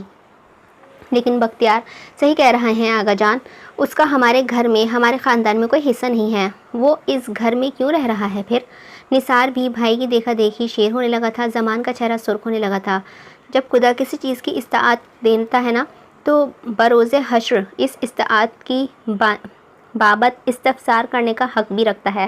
میں خدا کے سامنے اور اپنے پرخوں کے سامنے اسے بڑے دن میں مجرموں کی طرح گردن جھکا کر نہیں جانا چاہتا، اور تمہارے تایا جان کو تو وہ اپنے اعمال، اپنے فیصلوں کے خود ذمہ دار ہیں۔ وہ اس روز اللہ کو خود جواب دیں گے، میں ان کی جگہ کوئی جواب نہیں دوں گا۔ کوئی کسی کی جگہ جواب دہی نہیں کر سکتا ہے، یہ بندے اور رب کا معاملہ ہوتا ہے۔ میں نے اس کو اس گھر میں لا کر اس کی پرورش کی، اس کی ذمہ داریاں اٹھا کر اس کی ذات پر نہیں اپنی ذات پر احسان کیا ہے۔ نیکیاں انسان کو اپنے لیے کیا کرتا ہے، کوئی دوسرا اگر تمہارے لیے کبھی بھی کچھ نہیں کرے گا۔ آپ کی نیکیاں آپ کو مبارک ہوں آغا جان، مگر میں اتنے حوصلہ نہیں ہے کہ اسے برداشت کروں۔ وہ مجھے بلکہ اس گاؤں کے ہر شخص کو ناگوار گزرتا ہے۔ پتہ نہیں آپ کو کون سی نیکی کمانی ہے؟ بختیار نے اپنے باپ سے انتہائی بیزار ہو کر کہا تو زمان نے زہرا خون سا ہو کر مسکرائے تھے۔ اگر کسی کو اس گھر میں ہوتے کسی بھی کام سے مسئلہ ہے تو وہ رہا دروازہ۔ انہوں نے داخلی دروازے کی جانب اشارہ کیا تھا۔ وہ یہاں سے جا سکتے ہیں، میرے گھر میں صرف وہی ہوگا جو میں چاہوں گا۔ آئندہ مجھے محسن بھائی یا پھر بڑے بھابھی جی کی مثالوں سے قائل کرنے کی گستاخی کی تو پھر میں بھول جاؤں گا کہ میری بھی کوئی اولاد ہے۔ ان کے ٹھنڈے لہجے میں جو آگ بول رہی تھی وہ بختیار کو بخوبی محسوس ہوئی تھی، اور اس میں ولی کے لیے لاوا پکنے لگا تھا۔ اسے اس سے اتنی نفرت ہوئی جتنی زندگی میں پہلے کبھی نہیں ہوئی تھی۔ اس کا باپ اسے گھر سے جانے کا کہہ رہا تھا اور صرف ولی تھا۔ خون اس کی کنپٹیوں میں ٹھوکریں مارنے لگا تو دندناتا ہوا لانچ سے اٹھ آیا تھا۔ زمان نے اپنی اولاد کو افسوس سے جاتے ہوئے دیکھا تھا۔ ناشتے کی طویل ٹیبل پر سارے گھر کے افراد براجمان ناشتہ تناول کر رہے تھے۔ آج اتوار تھا، مگر بختیار اور نثار دونوں ہی رات کو دیر تک گھر سے باہر رہنے کے باعث اب تک سو رہے تھے، اسی لیے ماحول کا تناؤ نہ ہونے کے برابر ہی تھا۔ زمان احمد نے ناشتے سے ہاتھ روک کر ناشتہ کرتے ولی کو زخموں کو بغور دیکھا تھا۔ بی جان بھی اس کے چہرے کی جانب ہی دیکھ رہی تھی، مگر ولی بہت آرام سا لگ رہا تھا۔ اس کے چہرے پر برسوں بعد زمان نے اطمینان کی لہر دیکھی تھی، شاید اسی لیے کہ جس کو وہ مار کر آیا تھا اس نے بہت ظلم کیے تھے اس کی ذات پر، اور یہ سچ تھا۔ اس ہاتھ اپائی کے بعد ولی کے جلتے وجود کو قرار آ گیا تھا۔ نورآباد والی زرعی زمین کا کیا بنا ولی؟ زمان نے قصدن اس کے زخموں کو نظر انداز کر کے کہا تھا، مگر بی جان نے ان کے نظر انداز کرنے پر پہلو بدلا تھا۔ میں کر رہا ہوں بات نورآباد والوں سے، آج جاؤں گا ان کے بڑوں سے اس معاملے پر گفتگو کرنے، دیکھیں پھر کیا بنتا ہے۔ اس نے بھی سر اٹھا کر جواب دیا، جانتے ہوئے بھی کہ سب نامناسب طریقے سے اسی کو ہی دیکھ رہے تھے۔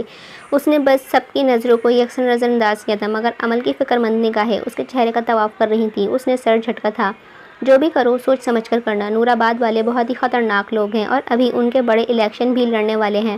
اس سارے عرصے میں کسی بھی قسم کے اسکینڈل کو اوائڈ کرنے کی بھرپور کوشش کریں گے وہ، تم دھیان رکھنا۔ جانتا ہوں آغا جان، اس مسئلے کو بات سے حل کر لیا جائے تو بہتر ہے۔ خواہ مخواہ ہی بات بڑھی تو قصہ عدالت تک جائے گا، جو ان کی سیاسی ساکھ کے لیے بالکل مناسب نہیں ہے۔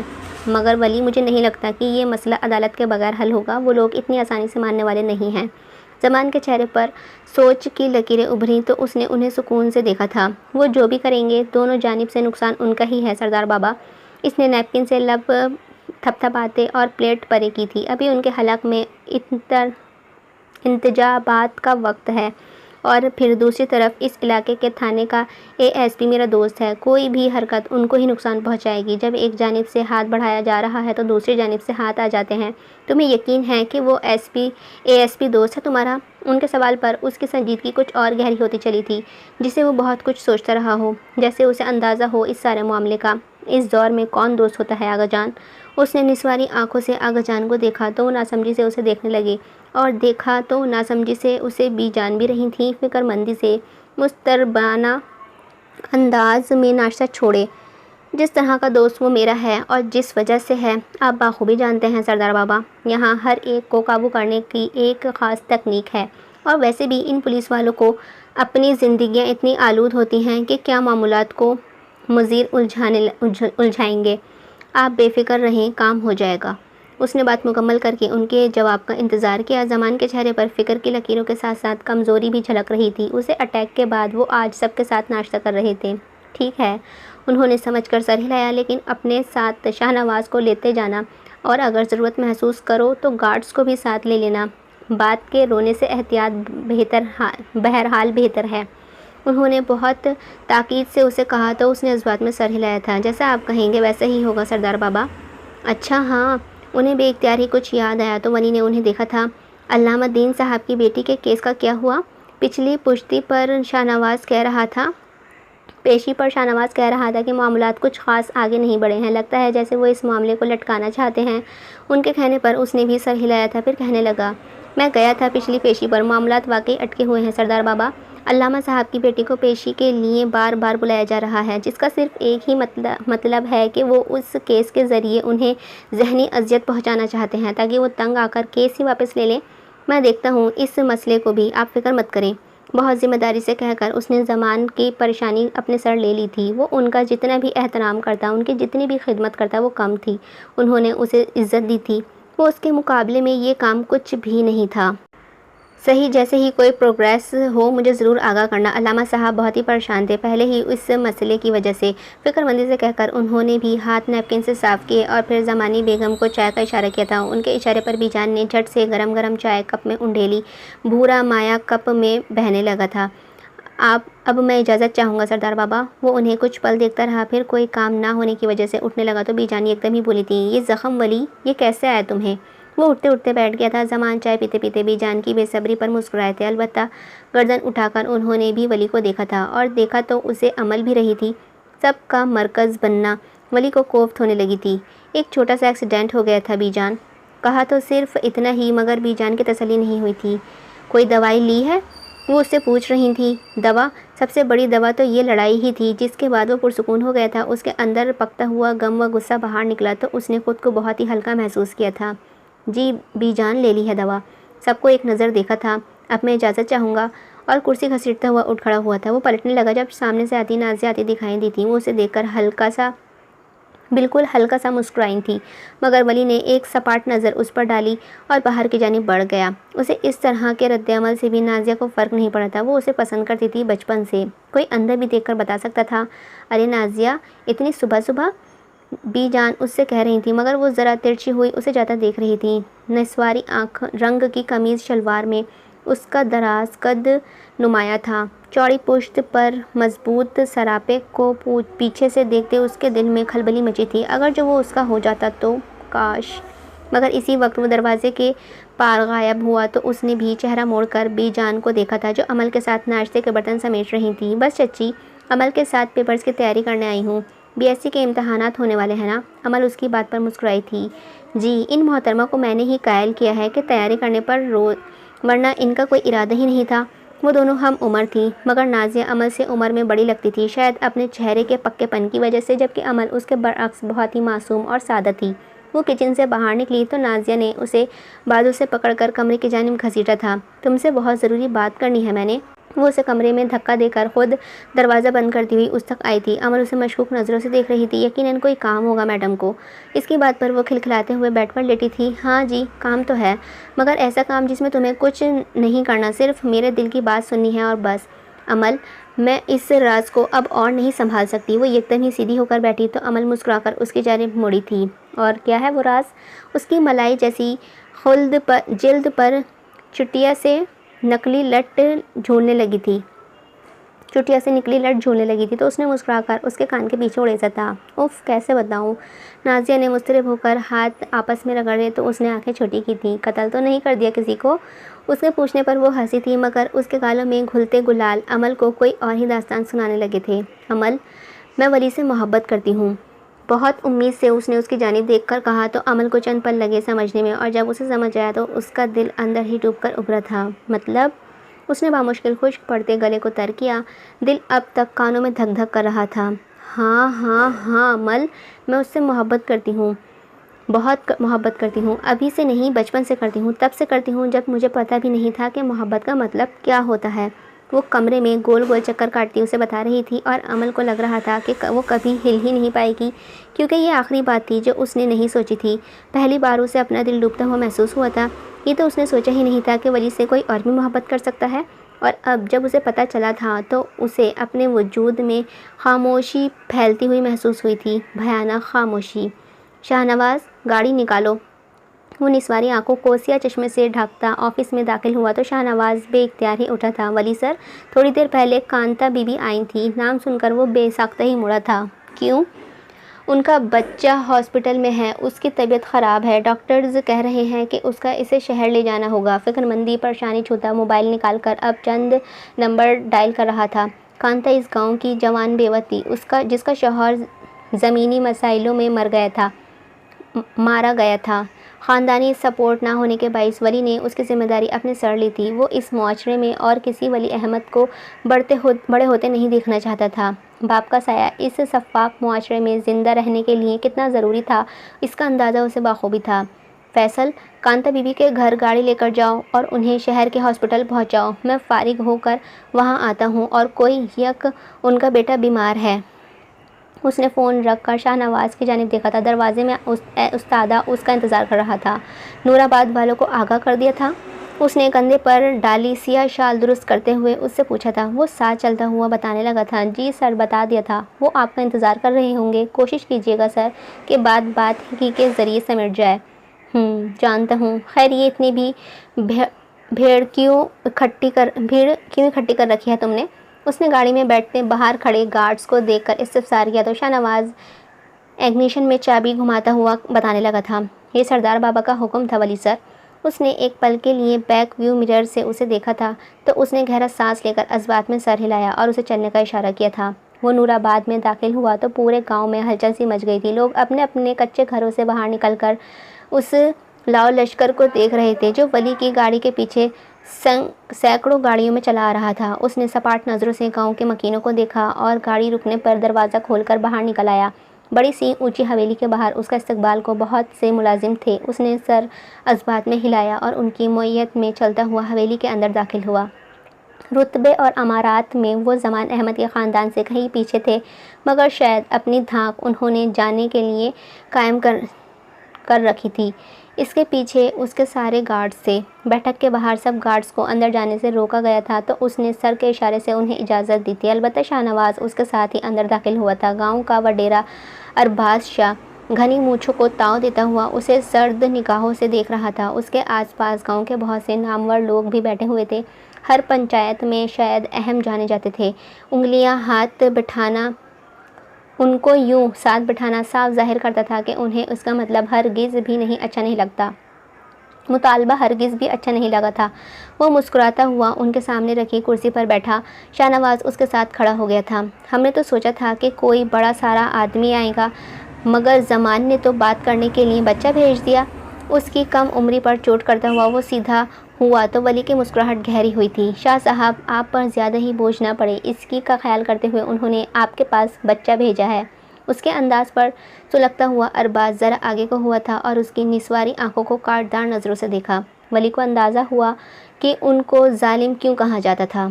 تم شاید یہاں کا قانون نہیں جانتے ہو لڑکے، جو چیز ہمارے علاقے میں ہوتی ہے وہ ہماری ہوتی ہے۔ کوئی کاغذ، کوئی دعوے اسے ہماری تسلط سے نہیں نکال سکتے، اور جو نکالنے کی کوشش کرتا ہے تو اس کا علاج ہم کرنا بہت اچھے سے جانتے ہیں۔ اس نے مسکرا کر کونیوں کو گھٹنوں پر ٹکایا اور ہتھیلیاں باہم ملائیں تھیں۔ پھر ارباز شاہ کی آنکھوں میں بے خوفی سے دیکھا تھا۔ جو علاج آپ کرتے ہیں اس علاج سے بخوبی واقف ہوں میں، مگر جو علاج ہم کرتے ہیں کیا اس کو جاننے کی زحمت کی ہے آپ نے؟ ماحول میں عجیب سا تناؤ در آیا تھا۔ ہر ایک ٹکٹکی باندھے دو نفوس کو دیکھ رہے تھے جو ماحول سے بے نیاز، ہر ایک دوسرے کی آنکھوں میں آنکھیں ڈالے ہر وار کے لیے تیار تھے۔ تو پھر اس میں جیتے گا وہی جو پہلے وار کرے گا۔ ارباز شاہ کا دماغ اس کے جواب پر بھنایا تھا۔ اور تم تو پھر ذرے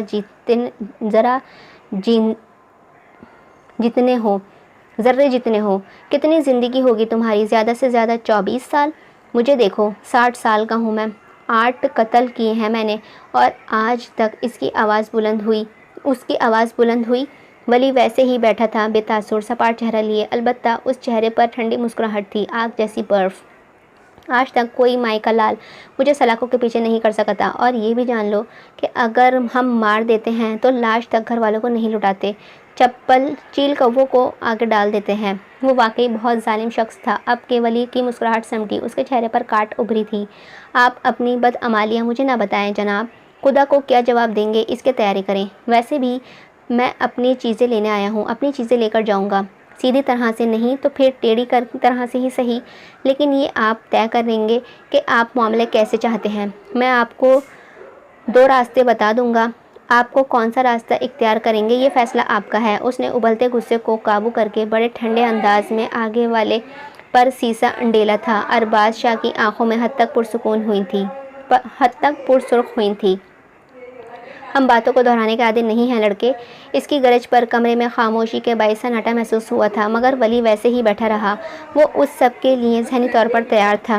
میری لاش کے لیے کوئی میرا انتظار نہیں کرے گا شاہ صاحب، اتنا میں آپ کو بتا دوں، اور یہ بھی کہ جس کے آگے پیچھے کوئی نہیں ہوتا ہے اسے کائنات کا سب سے مشکل شکار ہوتا اس کا کائنات کا سب سے مشکل شکار ہوتا ہے۔ آپ جو چاہیں کریں، مگر میرے معاملہ بات سے ہی طے کرنا چاہتا ہوں۔ کمزوریاں آپ کی بھی ہیں اور میری بھی ہیں، دوستیاں آپ بھی رکھتے ہیں اور میں بھی، لڑنا آپ بھی جانتے ہیں اور میں بھی۔ تو وہ سیدھا ہوا، بہتر یہی ہے کہ مسئلے کو بڑھانے کے بجائے انصاف کی بات کی جائے اور جلد از جلد اس معاملے کو ختم کیا جائے، ورنہ سیاست میں آپ کے چڑھتے مقام کو پیر سے کچلتے مجھے بالکل بھی افسوس نہیں ہوگا۔ آخر میں اس کا انداز وارننگ دینے والا تھا، مگر آگے بھی وہ لوگ تھے جنہیں شاید ڈر سے کبھی واسطہ ہی نہیں پڑھا تھا۔ اس کی باتوں کا استزادہ ہنس کر ہوا میں ہنس دیے تھے۔ دیکھو تو اب یہ ذرے جتنا لڑکا ہمیں بتانے چلا ہے کہ آگ کی جنگ میں زندہ کیسے رہا جاتا ہے۔ لڑکے ہنستے ہنستے وہ ایک دم ہی گرایا تو ولی نے اسے دلچسپی سے دیکھا تھا۔ تم جیسے بہت آئے اور بہت گئے ہیں، تم جیسوں کو تو ہاتھ پر پڑی دھول کی طرح اڑا دیتے ہیں ہم، اسی لیے جو بھی ارادے لے کر آئے ہو ابھی کے ابھی پلٹ جاؤ، ورنہ اپنی ٹانگوں پر واپس جانا تمہیں نصیب نہیں ہوگا۔ شاہ نواز کا ہاتھ ریوالور پر رینگا تو ولی نے اسے تنوی نظروں سے اشارہ کیا تھا۔ اس نے اشارہ سمجھ کر گردن جھکا دی تھی۔ ہمارا ارادہ آپ اچھے سے جانتے ہیں شاہ جی، اور اگر آپ اس ذلت کا پرچہ چاہتے ہیں تو ہم اس میں آپ کی بھرپور مدد کریں گے، مگر پھر یاد رکھیے گا کہ حالات کے ذمہ دار آپ خود ہوں گے۔ میں نے آپ کو بہت آسانی کی راہ دکھائی ہے، آپ سے بہت سبھاؤ سے بات کی ہے، کوئی گالی گلوچ کسی چیز کو آڑے نہیں آنے دیا، مگر وہ ٹھہرا اور ارباز شاہ کے سارے کارندوں پر ایک اچٹتی نگاہ ڈالی تھی۔ اگر آپ خود اس بات کا حل نہیں کرنا چاہتے تو آپ کی مرضی، آپ سے کورٹ میں ملاقات ہوگی۔ وہ شال کندھوں پر ڈالتا ہوا اٹھا، اس کے ساتھ ہی شاہ نواز باہر نکلا تھا، گارڈز کے ہمراہ وہ داخلی دروازے تک آیا، پھر مڑ کر اس حویلی کی آخری نظر دیکھا اور تلخ مسکراہٹ کے ساتھ گاڑی میں بیٹھ گیا تھا۔ سارے راستے شاہ نواز اسے دیکھتا رہا تھا، آخر اس نے رہا نہ گیا تو پوچھ ہی بیٹھا تھا، سر آپ جانتے تھے کہ یہ مسئلہ بات سے حل ہونے والا نہیں ہے، پھر آپ نے یہاں تک آنے کی زحمت کیوں کی، سیدھا کیس کیوں نہیں کیا ان پر؟ اس نے اس کے سوال پر کھڑکی سے گردن موڑ کر پیچھے جھانکتے شیشے کی جانب دیکھا تھا۔ میں دیکھنا چاہتا تھا کہ یہ لوگ کتنے پانی میں ہیں، ہمارے جیسے ہیں یا پھر ہم سے ذرا کم۔ پیسے میں تو واقعی ہمارے مقابلے پر نہیں ہیں، مگر تعلقات میں جاندار ہیں یہ لوگ۔ میں بس یہی دیکھنا چاہتا تھا کہ کتنے مضبوط ہیں، کیا حساب کتاب ہے، تاکہ پھر عدالتی حملہ بھی اسی نوعیت کا ہو۔ آپ کو کیا لگتا ہے عدالت سے مان جائیں گے یہ لوگ؟ اچھی خاصی الٹی کھوپڑی کے ہیں۔ اس کی بات پر ولی نے سوچتی نظروں سے کھڑکی کی جانب پھیری، پھر گہری سانس لے کر گویا ہوا تھا، قانون کا ڈنڈا بہت ہی سخت ہوتا ہے شاہ نواز، یہ سزائیں کیوں رکھی گئی ہیں؟ نور آباد جیسے ٹیڑھے لوگوں کے لیے ہی، نہ مان کر اپنا نقصان ہے، میرا کچھ نہیں، ہمارا کیس ہر لحاظ سے مضبوط ہے۔ شاہ نواز نے سمجھ کر گردن ہلائی تھی، مگر اسے ابھی بھی یہ ایک بات تنگ کر رہی تھی کہ جیسے یہ کافی نہیں تھا، ایک کیس کر دینا کچھ بھی نہیں تھا۔ سر اگر انہیں اس بات سے فرق نہ پڑا تو پھر جتنی کمزوریاں اس نے اس سارے عرصے میں قتل کر کے اکٹھی کی ہیں، ہم اسے انہی کمزوریوں سے کھینچ کر کھوٹے سے باندھ دیں گے۔ انسان جتنا ہی بااثر ہوتا ہے، اتنا شاہ نواز اندر سے اتنا ہی اپنی غلطی کاریوں کے اور کمزوریوں کے جال میں جکڑا ہوا ہوتا ہے۔ اگر تمہارے ہاتھ میں کوئی سیدھی طرح نہ آئے تو تم اس کی گردن مروڑ کر اسے قابو کرنا۔ کچھ پوائنٹس تو ایسے ہوتے ہیں کہ جن پر ہاتھ رکھنے کے بعد انسان سانس بھی نہیں لے سکتا ہے، ہمیں بس ان حساس جگہوں کا علم رکھنا چاہیے، بندہ اپنے آپ قابو آ جاتا ہے۔ وہ ویسے ہی کھڑکی کے باہر دیکھتا بول رہا تھا۔ شاہ نواز نے سمجھ کر سر ہلایا تھا۔ اور ہاں، گاڑی ہسپتال کی جانب موڑو، مجھے کانتا بیوی کے بیٹے کو دیکھنا ہے۔ یاد آنے پر اس نے کہا تو شاہ نواز نے تأمل کرتے ہوئے گاڑی ہسپتال کے جاتے راستے پر ڈال دی تھی۔ زندگی کی چند دن یوں ہی دبے پاؤں گزر گئے تھے۔ جاتی گرمیوں نے سردیوں کا تحفہ پیش کیا تھا اور اس نے جھلستا ہوا آنچل سمیٹ کر اپنی متین سمت روانہ ہوئی تھی۔ اول آئی سردیوں میں بھی گاؤں کے کھلے میدان اور پہاڑی علاقوں کے باعث سردی کا زور شدید تھا۔ ٹھٹھرا دینے والی ہوا نے سب کچھ یخ بستہ کر دیا تھا۔ حویلی میں بھی گرم کپڑے اور سردیوں کے لحاظ سے پکوان بدلے تو شامیں معطر رہنے لگی تھیں۔ وہ اپنے گرد لپٹی شال کو مزید درست کرتا حویلی میں داخل ہوا تو قہری ہوتی مغرب کی باعث حویلی کے سارے کمکمے روشن ہو گئے تھے۔ بی جان لاؤنج میں بیٹھے نورواں کو ہدایت دیتی سبزیاں کٹوا رہی تھی اور سارے لاؤنج میں ایک عجیب سا پھیلاوا تھا۔ اسے اندر آتا دیکھ کر بی جان اس کی جانب متوجہ ہوئی تھی۔ اس کے زخم کافی حد تک مندمل ہو چکے تھے، البتہ ناک پر لگا زخم آج ایک چھوٹے سے کٹ کی صورت دکھائی دیتا تھا۔ ولی بیٹا، امل اور نازیہ کو شادی میں لے کر جانا ہے، ساتھ والے گاؤں میں شادی ہے ان کی بچپن کی سہیلی کی۔ کچھ دیر پہلے ہی نازیہ آئی تھی، کہہ کر گئی ہے کہ ولی کے ساتھ جائیں گے کیونکہ ڈرائیور دونوں گھروں میں مصروف تھے۔ تم لے جاؤ گے نا؟ وہ صوفے پر بیٹھتے گردن اس کی جانب پھیرے کہہ رہی تھی۔ آخر میں اس کے چہرے کو جانچتا ہوا سوال کیا تو اس نے سر اس بات میں ہلایا تھا۔ جی بی جان، لے جاؤں گا۔ جانا کب تک ہے اور واپسی کا وقت بھی بتا دیں تاکہ میں شاہ نواز کے سارے کام سمجھا کر جاؤں۔ اس نے ادب سے کہہ کر انہیں دیکھا تو وہ امل کو آواز دینے لگی تھیں۔ اتنے دنوں میں ولی کا سامنا امل سے آج ہو رہا تھا۔ اس کا دل بے اختیار ہی مچلا تھا۔ امل شاید تیار ہو رہی تھی، اسی لیے دونوں ہاتھوں سے کان میں جھمکے ڈالتی ہوئی دوپٹے سے بے نیاز لاؤنج میں آئی تو ولی کے کان سرخ ہوئے تھے۔ اس نے بے ساختہ ہی رخ موڑا تھا۔ وہ بھی گھبرا کر دوبارہ کمرے میں دوپٹہ لینے دوڑی تو کام کرتی ہوئی نورواں ہنس پڑی تھی۔ سب کچھ ذرا سے لمحوں میں ہوا تھا۔ بی جان کو کچھ خبر ہی نہیں ہوئی اور دو نفوس پر بہت سی ساعتیں بیت گئی تھیں۔ ارے کہاں رہ گئی ہے امل؟ کب سے آوازیں دے رہی ہوں، مجال ہے جو یہ لڑکی سن لے ایک آواز میں۔ بی جان نے بلند آواز میں کہا تو وہ اس بار دوپٹے کو سر تک ڈالے لاؤنج میں آئی تھی۔ اس کا دل کانوں میں دھک دھک کر رہا تھا۔ وہ اس وقت زمین میں سما جانا چاہتی تھی۔ ولی موبائل پر جھکا ہوا بلا وجہ بٹن دبا رہا تھا کیونکہ ابھی اسے دیکھنے کا مطلب تھا اس سے اور کنفیوز کرنا۔ ارے بتاؤ ولی کو کہ کب تک جانا ہے اور واپسی کب تک ہوگی؟ امل کے چہرے پر ناسمجھی پھیلی تھی۔ ولی کیوں؟ بی جان نے کٹی سبزیوں کو الگ کر کے رکھا، پھر اسے دیکھا جو دوپٹے سے سارے وجود کو ڈھکے انہیں ناسمجھی سے دیکھ رہی تھی۔ نازیہ کہہ کے گئی تھی کہ ولی کے ساتھ جائیں گے، گھر کے ڈرائیور فارغ نہیں ہے اسی لیے۔ اس نے تمہیں نہیں بتایا تھا؟ انہوں نے اسے ہاتھ روک کر دیکھا تو اس کی آنکھوں نے بے ساختہ ہی ولی تک سفر کیا تھا۔ اس کا دل پھر سے ڈوب کر ابھر رہا تھا۔ کیا ولی بھی نازیہ کو؟ اور اسے لگا کہ اس کے آگے اسے سوچا بھی نہیں گیا تھا۔ بس ابھی تھوڑی دیر میں نکلنا ہے اور واپسی کا وقت تو 9 بجے تک کا ہے۔ اس نے بامشکل ہی گلا کھنکھار کر کہا تو ولی سر ہلاتا ہوا اٹھا تھا۔ بی جان، میں ذرا شاہ نواز کو سمجھا دوں، پھر آتا ہوں۔ وہ باہر کی جانب بڑھا تو امل سفید چہرہ لیے ہوئے بوجھل دل کے ساتھ لاؤنج میں پلٹ آئی تھی۔ اس کا دل کہیں بھی جانے کے لیے نہیں چاہ رہا تھا، اسے بس کمرہ بند کر کے ڈھیر سارا رونا تھا، مگر مجبوری میں سر سے دوپٹہ اتار کر وہ آئینے میں کھوئی نظروں سے دیکھتی بالوں کو سنوارنے لگی تھی۔ اس کے دل پر بہت سا بوجھ آن گرا تھا۔ جب تیار ہو کر وہ دونوں سفید حویلی سے باہر کی سمت بڑھے تو ولی کا کار سے ٹیک لگائے کسی سے فون پر بات کرتے پایا تھا۔ وہ سفید قمیض شلوار میں ملبوس کتھئی شال کو سردی کے باعث گردن کے گرد لپیٹے مصروف سا دکھتا تھا۔ اس کا دراز قد اور وجیح نقوش اس حویلی کے سب مردوں میں ممتاز کرتے تھے اور ولی کو اس بات کا علم تھا، مگر وہ کبھی بھی اس سے لطف اندوز نہیں ہوا تھا۔ امل نے بوجھل دل کے ساتھ اسے دیکھتے حویلی کا دروازہ پار کیا تھا۔ وہ ڈل گولڈن رنگ کے لانگ فراک زیب تن کیے ہوئے تھی، جس کا چوڑی دار پاجامہ فراک کی لمبائی کے باعث بامشکل نظر آ رہا تھا۔ سنہرے رنگ کے فراک کا عکس اس کے چہرے پر پڑا تو اس کا چہرہ سنہری پن سے دہک اٹھا تھا۔ ہلکے سے میک اپ اور ہم رنگ جھمکوں سے وہ مزید حسین دکھ رہی تھی، مگر اس کی آنکھیں اس ساری تیاری کا ساتھ ہرگز نہیں دے رہی تھیں۔ اس کے برعکس نازیہ نے تیز نارنجی رنگ کا لانگ فراک پہن رکھا تھا اور میک اپ بھی اتنا ہی گہرا کر رکھا تھا، مگر جو کشش امل کی معصوم خوبصورتی میں تھی وہ نازیہ میں ڈھونڈنے سے بھی نہیں ملتی تھی۔ ولی نے امل کو ایک نظر دیکھا اور پھر بالوں میں بے بسی سے ہاتھ پھیرتا ہوا فرنٹ ڈور کھول کر بیٹھ گیا تھا۔ وہ اتنی پیاری لگ رہی تھی کہ ولی کو اپنا دل سنبھالنا مشکل ہوا تھا۔ جب وہ دونوں پچھلی سیٹ پر آ بیٹھیں تو اس نے گاڑی آگے بڑھا دی تھی۔ نازیہ کار کے بائیں اور امل دائیں جانب بیٹھی ہوئی تھی۔ ولی نے خفیف سی نظریں اٹھاکر اسے شیشے میں دیکھا اور اپنی نظریں سامنے کی جانب جما دی تھیں۔ آپ سارا دن کہاں ہوتے ہیں ولی؟ کبھی آپ ساتھ نہیں بیٹھتے گھر والوں کے بھی؟ اب ایسے تو نہیں ہوتا ہے نا؟ ایک گھر میں رہتے ہوئے انسان کو کچھ تو خیال کرنا ہی چاہیے۔ عمل ولی بھی اس کی بے تکلفی پر حیران ہوئے بنا نہیں رہ سکا تھا۔ اس کے اتنے ہلکے پھلکے انداز پر ولی کے ماتھے پر بے اختیار ہی پل پڑے تھے۔ میں سارا دن مصروف ہوتا ہوں بی بی۔ اس کی آواز بے لچک تھی۔ عمل کو اس آواز سے بھی خوف آیا تھا۔ اگر جو کسی دن ولی نے اس سے اس بات کی تو وہ مر ہی جائے گی، ایسی بات کی تو وہ مر ہی جائے گی۔ ایک تو آپ یہ بی بی کا دم چھلا لگانا مت چھوڑیے گا۔ اس کے بیزار ہو کر کہنے پر ولی نے کوئی جواب نہیں دیا تھا۔ گاڑی میں آکورڈ سی خاموشی پھیل گئی تھی۔ ویسے اتنے مصروف ہوتے ہیں تو سارا دن کرتے کیا ہیں آپ؟ کون سی مصروفیت ہیں؟ ذرا ہمیں بھی تو پتہ چلے۔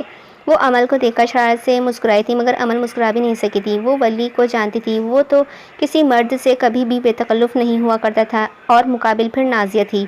میں یہ بتانا ضروری نہیں سمجھتا ہوں۔ اس کا مطلب کہ چہرہ سپاٹ ہوا تھا، بے تاثر نظروں سے باہر دیکھتا ہوا ڈرائیو کرتے ہوئے بالکل لا تعلق سا ہو گیا تھا۔ عمل بی بی، واپسی کا وقت کیا ہے؟ کچھ دیر بعد اس نے نازیہ کے بجائے عمل کو مخاطب کیا تو نازیہ کا چہرہ حد تک سے سرخ ہوا تھا۔ عمل نے گھبرا کر پہلے نازیہ کو دیکھا، پھر اسے دیکھا تھا۔ 9 بجے وہ جانتا تھا، مگر اس نے شاید نازیہ پر بہت کچھ جتانے کے لیے اسے مخاطب کیا تھا۔ عمل کے دل سے بوجھ ہٹنے لگا تھا۔ وہ نازیہ کو نہیں پسند کرتا تھا۔ اس کے دل میں سکون سا اترنے لگا تھا، مگر نازیہ دوسری جانب سلگ کر رہ گئی تھی۔ کچھ ہی دیر میں دوسرے گاؤں کے داخلی دروازہ پار کیا تو دور سے بجتی شہنائیاں سنائی دینے لگی تھیں۔ شاید انہوں نے شادی پر سارے گاؤں والوں کو اکٹھا کیا ہوا تھا، اسی لیے گاؤں شروع ہوتے ہی لوگوں کا زم خفیہ نظروں سے گزرنے لگا تھا۔ وہ سب حویلی میں شادی کے لیے اکٹھے ہوئے تھے۔ اس نے گاڑی رش سے ذرا ایک طرف لگائی اور پھر گاڑی سے اتر کر جائزے لینے لگا تھا۔ رش ذرا چھٹنیا تو اس نے گاڑی کی کھڑکی سے اندر جھانک کر انہیں باہر نکلنے کا کہا۔ نازیہ تو اسی وقت دم دم کرتی ہوئی چلی گئی تھی، مگر عمل پچھلی سیٹ پر ہی بیٹھی رہی تھی۔ بی بی آپ بھی جائیے، اس نے اندر بیٹھتے ہوئے کہا تو عمل نے ہاتھ آپس میں رگڑے تھے۔ ٹھنڈ کے باعث اس کے ہاتھ یک پڑ رہے تھے۔ کچھ کہنا ہے بی بی؟ اس نے نرمی سے کہا تو عمل نے خود کو روکنا مشکل ہوا تھا۔ ولی آپ دنیا میں سب سے زیادہ کس سے محبت کرتے ہیں؟ اسٹیئرنگ پر ہاتھ جمائے اس نے چونک کر چہرہ اٹھایا تھا۔ وہ شیشے میں اسے ہی دیکھ رہی تھی۔ اس نے گہری سانس لے کر سامنے لگے شیشے کے پار دیکھا تھا، سردار بابا سے۔ پھر اس کا دل دھڑک رہا تھا بہت زور زور سے، مگر وہ اس سے پوچھنا چاہتی تھی۔ پھر ولی مسکرایا تھا بی جان سے۔ عمل کو لگا اس کا دل باہر آ گرے گا۔ ولی ایسے ہی اسٹیئرنگ پر ہاتھ جمائے سامنے دیکھتا رہا تھا۔ پھر اس نے گہرا سانس لے کر نظریں اٹھائی تھیں۔ اس نظر میں ہر سوال کا جواب تھا۔ عمل کو لگا کہ وہ کبھی سانس نہیں لے پائے گی۔ ان آنکھوں میں ٹوٹے خوابوں کی کرچیاں تھیں۔ اس کا دل کانپا تھا۔ پھر محبت کرنا میری اوقات سے باہر ہے بی بی۔ اور وہ تھا وہ جواب جو اس نے اپنی نظروں کے برعکس دیا تھا، حقیقی جواب، کڑوا جواب۔ کیا کوئی اور راستہ نہیں ہے ولی؟ اس کی آنکھوں میں پانی چمکنے لگا تو ولی کو لگا تھا کہ وہ خود کو معاف نہیں کر پائے گا۔ کوئی راستہ نہیں ہے عمل بی بی۔ کسی بھی اذیت سے بہتر ہے کہ آپ اپنے دل کو اول دنوں میں ہی قائل کر لیں، اسے ان شروع دنوں میں ہی قابو کر لینا، نہیں تو پھر ایک وقت ایسا آئے گا کہ آپ کو قابو کرنے لگے گا، اور اس وقت سے خدا کی پناہ طلب کرنی چاہیے۔ وہ نرمی سے بول رہا تھا، اس کے سخت ساتھ ہونا اسے شاید آتا ہی نہیں تھا، مگر نرم لہجے میں ادا کی سخت الفاظوں نے عمل کو بہت تکلیف دی تھی۔ اس کی آنکھ سے آنسو پھسلا تھا۔ میرا دل تو مجھے قابو کرنے لگا ہے ولی، مجھے تو لگتا ہے کہ آپ نے مجھے سمجھانے میں دیر کر دی ہے۔ مجھے لگتا ہے کہ اب میرا دل کبھی نہیں سمجھے گا۔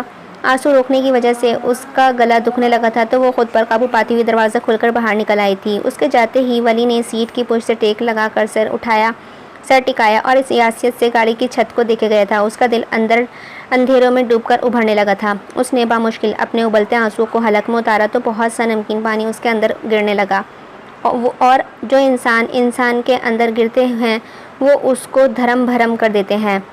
جو آنسو انسان کے اندر گرتے ہیں وہ اس کو دھرم بھرم کر دیتے ہیں۔ باہر گرتے آنسو تو اپنے ساتھ اندر پلتی اذیت کو باہر لے آتے ہیں، مگر جو آنسو نظر نہیں آتے وہ روح کو بھگوتے انسان کو کہیں اندر سے صاف کرتے ہیں۔ اس کے اندر پلتی کشافت، گھٹن، تنگ دلی اور بہت سے جذبے ان آنسوؤں کے ذریعے باہر بہہ جاتے ہیں، مگر محبت، ہاں محبت ان آنسوؤں کے گرنے سے کچھ اور سیراب ہو جاتی ہے۔ اس کی محبت بھی سیراب ہو رہی تھی، اپنی طاقت قائم رکھنے کے لیے اس کی جان کھنچ رہی تھی۔ اس کا دل بے تحاشا دکھنے لگا، آنکھوں پر آنسو روکنا اس کے لیے مشکل ہونے لگا تھا۔ اس نے گہرے سانس لے کر خود کو نارمل کرنے کی کوشش کی تھی۔ بہت سے لوگ اسے رک رک کر دیکھنے لگے تھے۔ وہ حویلی کے کئی एकड़ पर फैले लॉन में खड़ी थी और उसने साथ लगे फुव्वारे का किनारा थाम रखा था। फव्वारे के 3 दर्जों से पानी बहता दोबारा ऊपर की समझ जा रहा था। उसने सांस बहाल करने की खुश्क पड़ते लबों पर जुबान फेरकर उन्हें तर किया और फिर यख पड़ते हाथों को आपस में रगड़ा था। थूक निकलकर वो दुपट्टा सर पर दुरुस्त करती आगे बढ़ी। लॉन्च के ऐन वस्त में उसकी दोस्त सामिया बैठी थी। सुर्ख जोड़ा जेबतन किए हुए बनी सवरी वो बहुत ही खूबसूरत लग रही थी।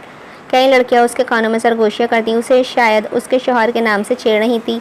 सामिया के चेहरे में घुलते गुलाल और आने वाले हसीन लम्हों की उम्मीद देखकर अमल के दिल को कुछ हुआ था। घर की खवातीन आते जाते उसकी भलाई ले रही थीं, उसे दुआओं से नवाज रही थीं। वो दूर दरवाजे में इस्तादा सारे मंजर किसी बुत की तरह देखती। बहुत से आंसुओं को अंदर उतारती हुई सामिया को महसूसी देखे गई थी। उसने अपने आप को बाजू से पकड़ रखा था। वो जैसे ही पल भर में होश में आई थी, बेटा यहाँ क्यों खड़ी हो? और फिर खातून को उसका चेहरा देखकर जैसे याद आया था, अमल ज़मान, बेटा यहाँ क्यों खड़ी हो? सामिया कब से इंतज़ार कर रही थी तेरा, और अब जब आ गई हो तो दरवाजे की जीनत बनी है तू। एक मुअम्मर सी खातून ने उसे पहचान कर खुद से गले लगाते हुए उसकी गायब दिमागी पर चोट की तो वो शर्मिंदा सी हो गई थी। उसे वाकई अंदाज़ा नहीं था कि वो इस तरह दाखिली दरवाजे के वस्त में खड़ी है। वो खाला मैं अपनी बहन नाजिया को ढूंढ रही थी, वो पता नहीं कहाँ चली गई है, आपने देखा है उसे? अचानक उसे नाजिया का ख्याल आया तो उसने उसे तलाश करने के लिए यहाँ वहाँ गर्दनें घुमाई थी। अरे यहाँ होगी, कहाँ जाना है उसने? यहीं होगी, कहाँ जाना है उसने? तू जा वहाँ सामिया के साथ बैठ, अभी कुछ देर में रुखसती हो जाएगी तो तुम्हें बात करने का मौका भी नहीं मिलेगा। उन्होंने उसे तलाश करता देखकर उसे रोका, फिर सामिया की जानिब इशारा करके उसे अमल की जानिब मुतवज्जह किया था। वो उसे देखकर चहक उठी थी, फिर हाथ हिलाकर मुस्कुराते हुए उसे अपने पास बुलाया तो अमल ने फीका सा मुस्कुराते हुए बोझल कदमों उसकी जानिब बढ़ा दिए थे। घर में अजीब सी अफरा तफरी मची हुई थी। ख़वातीन और लड़कियों का बहुत रश था। हंसी मजाक कह कहे और फूल रंगों की बरसात थी। जैसे घर गेंदे के फूलों से सजे होने के बाइस इसकी खुशबू महक रही थी। और रास्ता बनाई उसके पास आकर पहले गले लगी और फिर उससे अलग होकर उसका सभी चेहरा देखा था। वो दूर से जितनी खूबसूरत लग रही थी, करीब से देखने पर तो उसका रूप कुछ और तरह का निखर रहा था। देखने वाली आँख को खैर करता उसका रूप अमल को बहुत भला लगा। उसके दिल से बेइख्तियार उसके अच्छे नसीब की दुआ निकली थी। क्या हुआ है तुम्हें? उसके मुस्कुराहट चेहरे पर सजाने के बावजूद भी सामी ने उसके उदासी में लिपटी आंखों को महसूस कर लिया था। कुछ नहीं, उसने गला साफ करके मुस्कुराते हुए कहा तो सामिया की पेशानी पर परेशानी फैली थी। किसके साथ आई हो? क्या वली के साथ? उसने समझकर उसका चेहरा न जांचते सवाल किया तो अमल की आंखें झिलमिला उठी थीं। उसका सर इस बात में खुद ब खुद ही हिल गया था। सामिया ने उसे दुख से देखा था। क्या हुआ है? कोई बात हुई है क्या? उसने डांट दिया है क्या तुम्हें? उसने एक ही सांस में बहुत से सवाल किए तो अमल ने सर उठाकर नफ़ी में हिलाया था। डांटता ही तो नहीं है वो मुझे, सबकी तरह मुझे भी खींच कर रखा हुआ होता तो मैं इतना आगे नहीं बढ़ती सामिया। वो सख्ती ही तो नहीं करता है मेरे साथ, इतना नरम हो जाता है, मुझे लगता है जैसे मेरा दिल पानी बनकर बहने लगेगा। सारी दुनिया के साथ बेइतनाई बरतता है तो मुझे क्यों अलग रखा हुआ है सबसे? मेरे साथ भी वैसे ही करे, मुझे क्यों अलग जगह दी हुई है? उसे अंदाज़ा भी नहीं है कि इसकी नरमी मुझे अंदर कहाँ तक ज़ख्मी करती है। बोलते बोलते उसकी आंख से आंसू फिसला तो सामिया उसे उठाकर कमरे में ले आई थी। बाहर का शोर हंगामा कमरे का दरवाज़ा बंद करते ही दब सा गया था। वो शायद सामिया का कमरा था, इसीलिए हर जगह फैले कपड़े, गुलाब के फूल और परफ्यूम की मिली जुली महक ने कमरे को अजीब सा हिसार में रखा हुआ था। उसने उसे बेड पर बिठाया और फिर उसके बराबर फ़िक्रमंदी सी बैठी और उसका हाथ लेकर अपने हाथों में कैद किया तो अमल से खुद पर काबू पाना मुश्किल होने लगा था।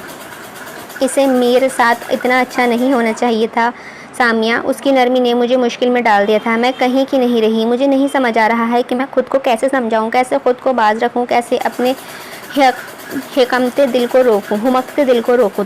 उसकी आवाज़ और आखिर में कांपती हुई तो सामिया के दिल को कुछ हुआ था। वो उसकी मोहब्बत को बहुत पहले से ही जानती थी। कुछ नहीं होगा, अल्लाह बहुत मेहरबान है अमल, सब ठीक हो जाएगा। तुम क्यों फ़िक्र करती हो? क्या वो किसी को पसंद करने लगा है?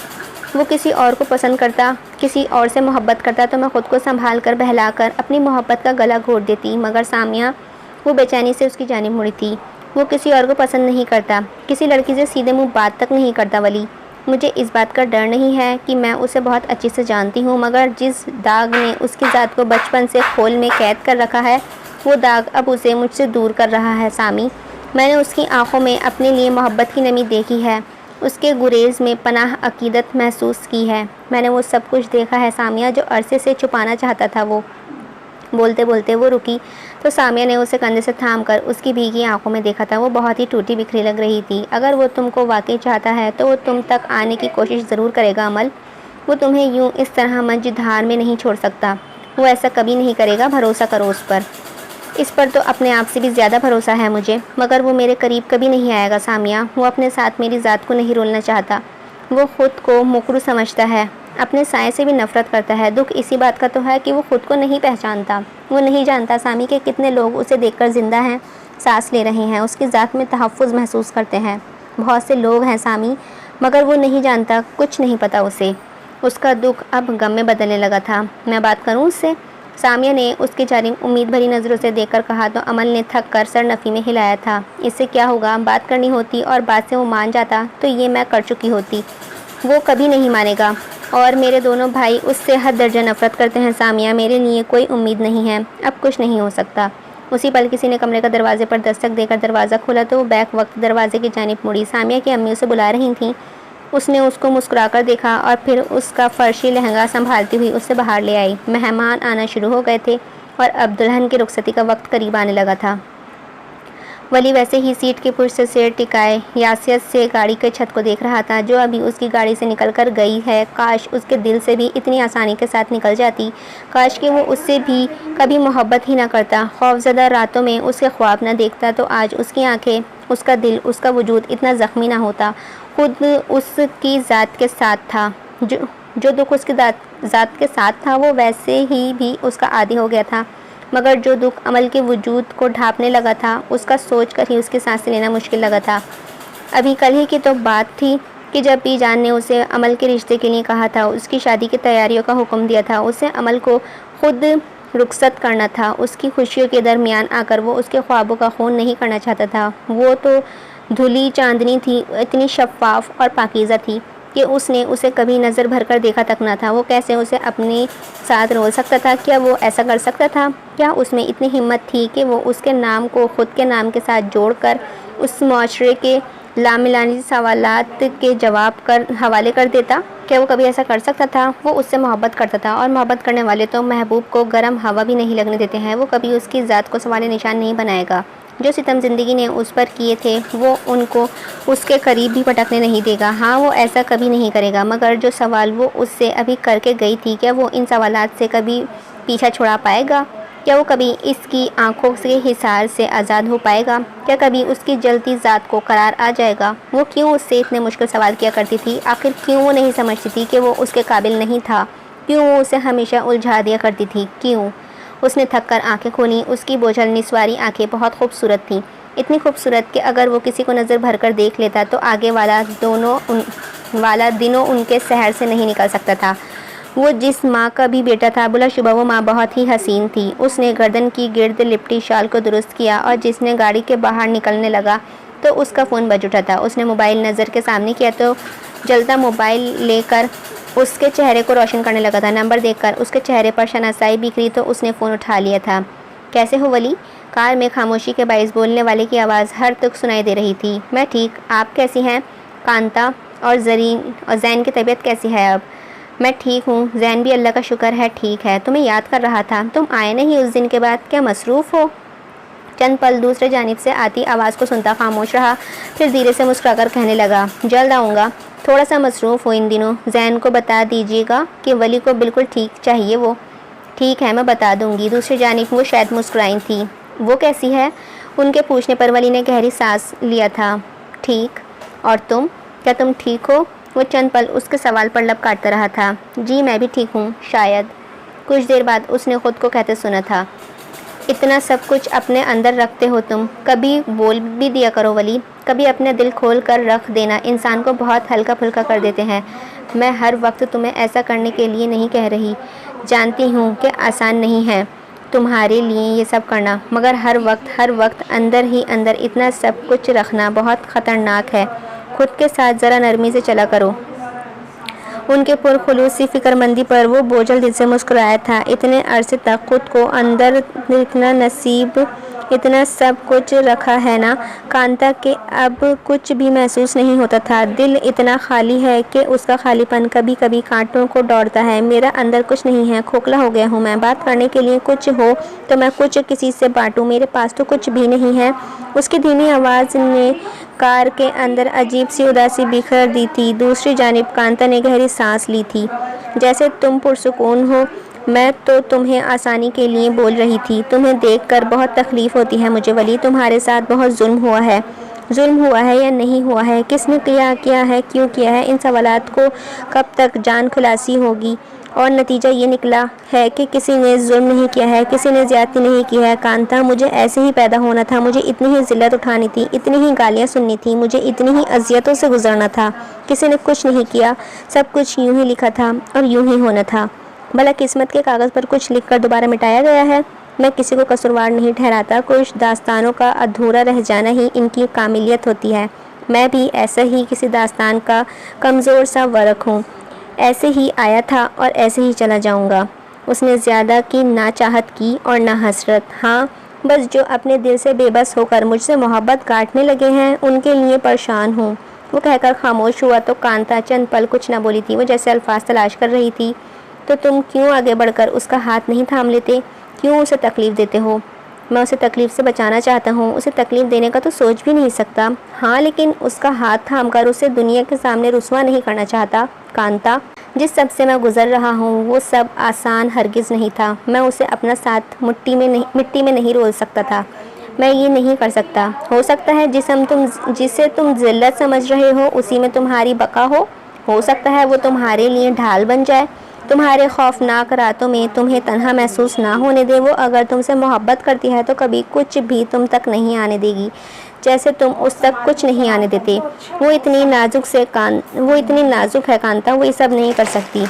محبت عورت کو سمندر میں کھڑی برفیلی چٹان سے زیادہ مضبوط کر دیتی ہے ولی۔ محبت وہ آب حیات ہے جو موت کو جیتی زندگیوں کو زندگی کی جانب کھینچ لاتی ہے، موت کو جاتی زندگیوں کو زندگی کی جانب کھینچ لاتی ہے۔ تم اسے مذاق نہ سمجھو، وہ اگر تمہیں واقعی چاہتی ہے تو وہ تمہیں کبھی تنہا نہیں کرے گی۔ وہ عورت ہے، عورت کی تو مٹی گوندی ہی محبت کے پانی سے گئی ہے، اس کا وجود تو اٹھتا ہی محبت کے خمیر سے ہے۔ تمہاری محبت اسے اتنے مضبوط کر دے گی کہ تم خود بھی حیران رہ جاؤ گی۔ پھر بھی میں اس کے ساتھ اتنا بڑا ظلم نہیں کر سکتا۔ عمل کو تکلیف ہوئی تو ولی خود کو بھی معاف نہیں کر پائے گا۔ اس کی آنکھوں میں ضبط اور سرخی ابھری۔ اسے کچھ دیر پہلے عمل کی جگمگاتی آنکھیں یاد آئی تھیں تو انہیں سرے سے اذیت ہونے لگی تھی۔ میں نے بس راستہ بتایا ہے، تمہیں آگے تمہاری مرضی ہے، خیال رکھنا۔ دوسری جانب سے فون رکھا گیا تھا تو ولی نے بھی گہری سانس لے کر فون ڈیش بورڈ پر ڈال دیا تھا۔ چند پل گاڑی میں ہی بیٹھا رہا، پھر دروازہ کھول کر باہر نکل آیا تھا۔ باہر گاڑی کی بنسبتاً زیادہ سردی تھی۔ ہوا کا جھونکا اسے سرسراتے ہوئے گزرا تو اس نے کندھے پر ڈالی شال کو درست کیا تھا اور رخ موڑ کر برق کمکموں سے سجے حویلی کو دیکھنے لگا تھا۔ حویلی کے باہر شاید بارات آ گئی تھی، اسی لیے دروازے پر خاصا رش لگا ہوا تھا۔ ڈھول بجانے والے بھی دروازے میں ٹھہر کر زور شور سے ڈھول بجا رہے تھے اور دولہے والوں کی طرف سے رقص کیا جا رہا تھا۔ اس نے گہرا سانس لے کر اندر جمع ہوتی کثافت کو باہر نکلنے کی کوشش کی تھی۔ دولہے والوں کا استقبال کرتے لوگ اب انہیں حویلی کے اندر لے جا رہے تھے۔ اس نے اپنی پشت گاڑی کے ساتھ ٹکائی اور باراتیوں کو دیکھے گیا تھا۔ وہ ہم پر کیس کرنے کی دھمکی دے کر گیا ہے، ہمارے سامنے، ہمارے منہ پر۔ ایسے میں کیا چاہتے ہو تم؟ ہم اپنی ساری سیاسی ساکھ کو راکھ کر ڈھیر بنا دیں اس کی ایک عدد زرعی زمین کے لیے؟ یہ ایک بہت بڑا فیصلہ ہوگا ہاشم، جو کہ میرے لیے کرنا بالکل آسان نہیں ہے۔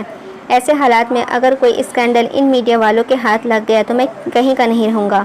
حسن شاہ کی بات پر بالوں کو سہلاتا ہاشم کا ہاتھ بے ساختہ ہی ساقط ہوا تھا۔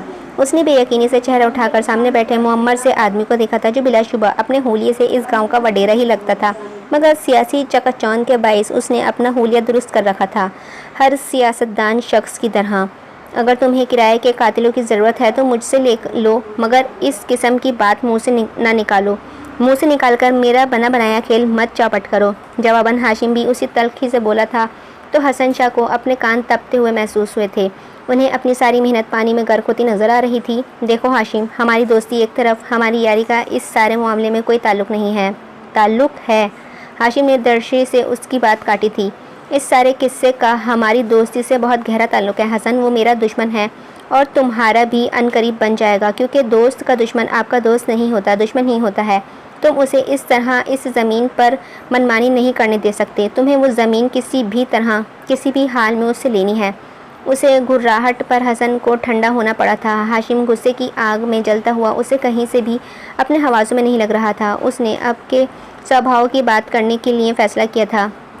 جنگ کہیں بھی ہو ہاتھوں سے، ہتھیاروں سے یا اثر رسوخ سے نہیں لڑی جاتی ہے ہاشم، اور جذباتیت سے تو بالکل بھی نہیں ہے۔ جنگ ہمیشہ دماغ سے لڑی جاتی ہے، اعصاب سے لڑی جاتی ہے۔ اگر ہم جذباتیت میں آگ اور غلط وار پر ماریں گے تو نقصان ہمارا ہے، کسی اور کا نہیں۔ وہ ولی احمد ہے، بھلے ہی غلاظت کا گڈھا ہوا اس کا وجود، مگر اس کے حوصلے اور اس کے ٹھنڈے انداز کی داد دینی پڑے گی۔ وہ عقل مند ہے۔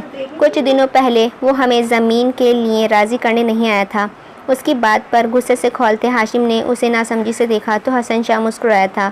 وہ ہمارے اعصاب دیکھنے آیا تھا، ہماری ہمت دیکھنے آیا تھا، ہم کتنے مضبوط ہیں اس بات کا اندازہ کرنے آیا تھا۔ وہ چند پل لگے تھے ہاشم کو سب کچھ پرکھنے میں۔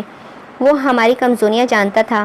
وہ جس مقام پر بھی ہم کھڑے ہیں اس سے بھی بخوبی واقف ہے۔ وہ ہم اپنی سیاست کی وجہ سے ایک پتہ بھی فی الحال نہیں ہلا سکتے ہیں، اس بات کا فائدہ اٹھا رہا ہے وہ، اور ہم ابھی اسے اس کے چلانے دیں گے، کیونکہ ہر وقت حملہ کرنے سے کا نہیں ہوتا ہے۔ میں نے کہا نا کہ جنگیں دماغ سے لڑی جاتی ہیں، یہ اعصاب کی جنگ ہے۔ جس نے سب سے کمزور لمحوں میں اپنے اعصاب جمائے رکھے وہ یہ جنگ جیتے گا۔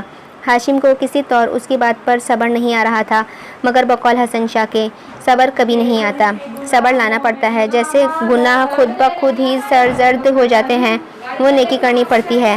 پھر کب تک ارادہ ہے تمہارا اسے گردن سے دبوچنے کا؟ بہت ضبط سے اس نے یہ سوال کیا تھا۔ وہ بس ولی کی لاش دیکھنا چاہتا تھا۔ اسے سلگتے ہوئے وجود کو ایک ہی طرح سے سکون آ سکتا تھا کہ وہ تھی ولی کی موت، مگر ابھی ملتوی ہوتی دکھائی دے رہی تھی۔ صبر کرو، جلد یا دیر اسے انجام کو پہنچنے گا ہاشم، مگر اس سارے عرصے میں تمہیں ایک کام کرنا ہوگا۔ وہ تراشی ہوئی مونچھوں کو بل دیتا ہوا سیدھا ہوا تو ہاشم نے اسے استفہامیہ نگاہوں سے دیکھا تھا۔ اس کی کمزوری، مجھے ولی احمد کی کمزوری لا کر دو ہاشم، پھر میں تمہیں اس کا سر لا کر دوں گا۔ اس کی کیا کمزوری ہوگی بھلا؟ کمزوری ہوتی ہے، ہر ایک کی ہوتی ہے، اس کی بھی ہوگی۔ مثلاً کیا وہ کسی کو پسند کرتا ہے، کسی سے محبت کرتا ہے، یا پھر کوئی ایسا بندہ جو اس کے قریب ہو، کوئی ایسا جسے وہ عزیز رکھتا ہو؟ حسن کی بات پر ہاشم نے نظریں چند پل سکیڑیں کر سوچنے کی کوشش کی، مگر جواب ندارت تھا۔ اسے ولی کی کوئی ایسی خامی نہیں پتہ تھی۔ آگے کا ناول کنٹینیو رہے گا۔ امید ہے آپ سبھی کو پسند آیا ہوگا۔ اگر پسند آیا ہو تو لائک کیجیے گا، چینل پر نئے تو چینل کو سبسکرائب کیجیے گا۔ اس پارٹ کے لیے جوڑے رہیے گا، یہ کافی لانگ ناول ہے اور بہت ہی مزیدار ہے۔ چلیے ملتے ہیں اس ناول کے نیکسٹ پارٹ کے ساتھ، جب تک اپنا دھیان رکھے گا، مجھے اپنی دعاؤں میں یاد رکھے گا۔ اللہ حافظ۔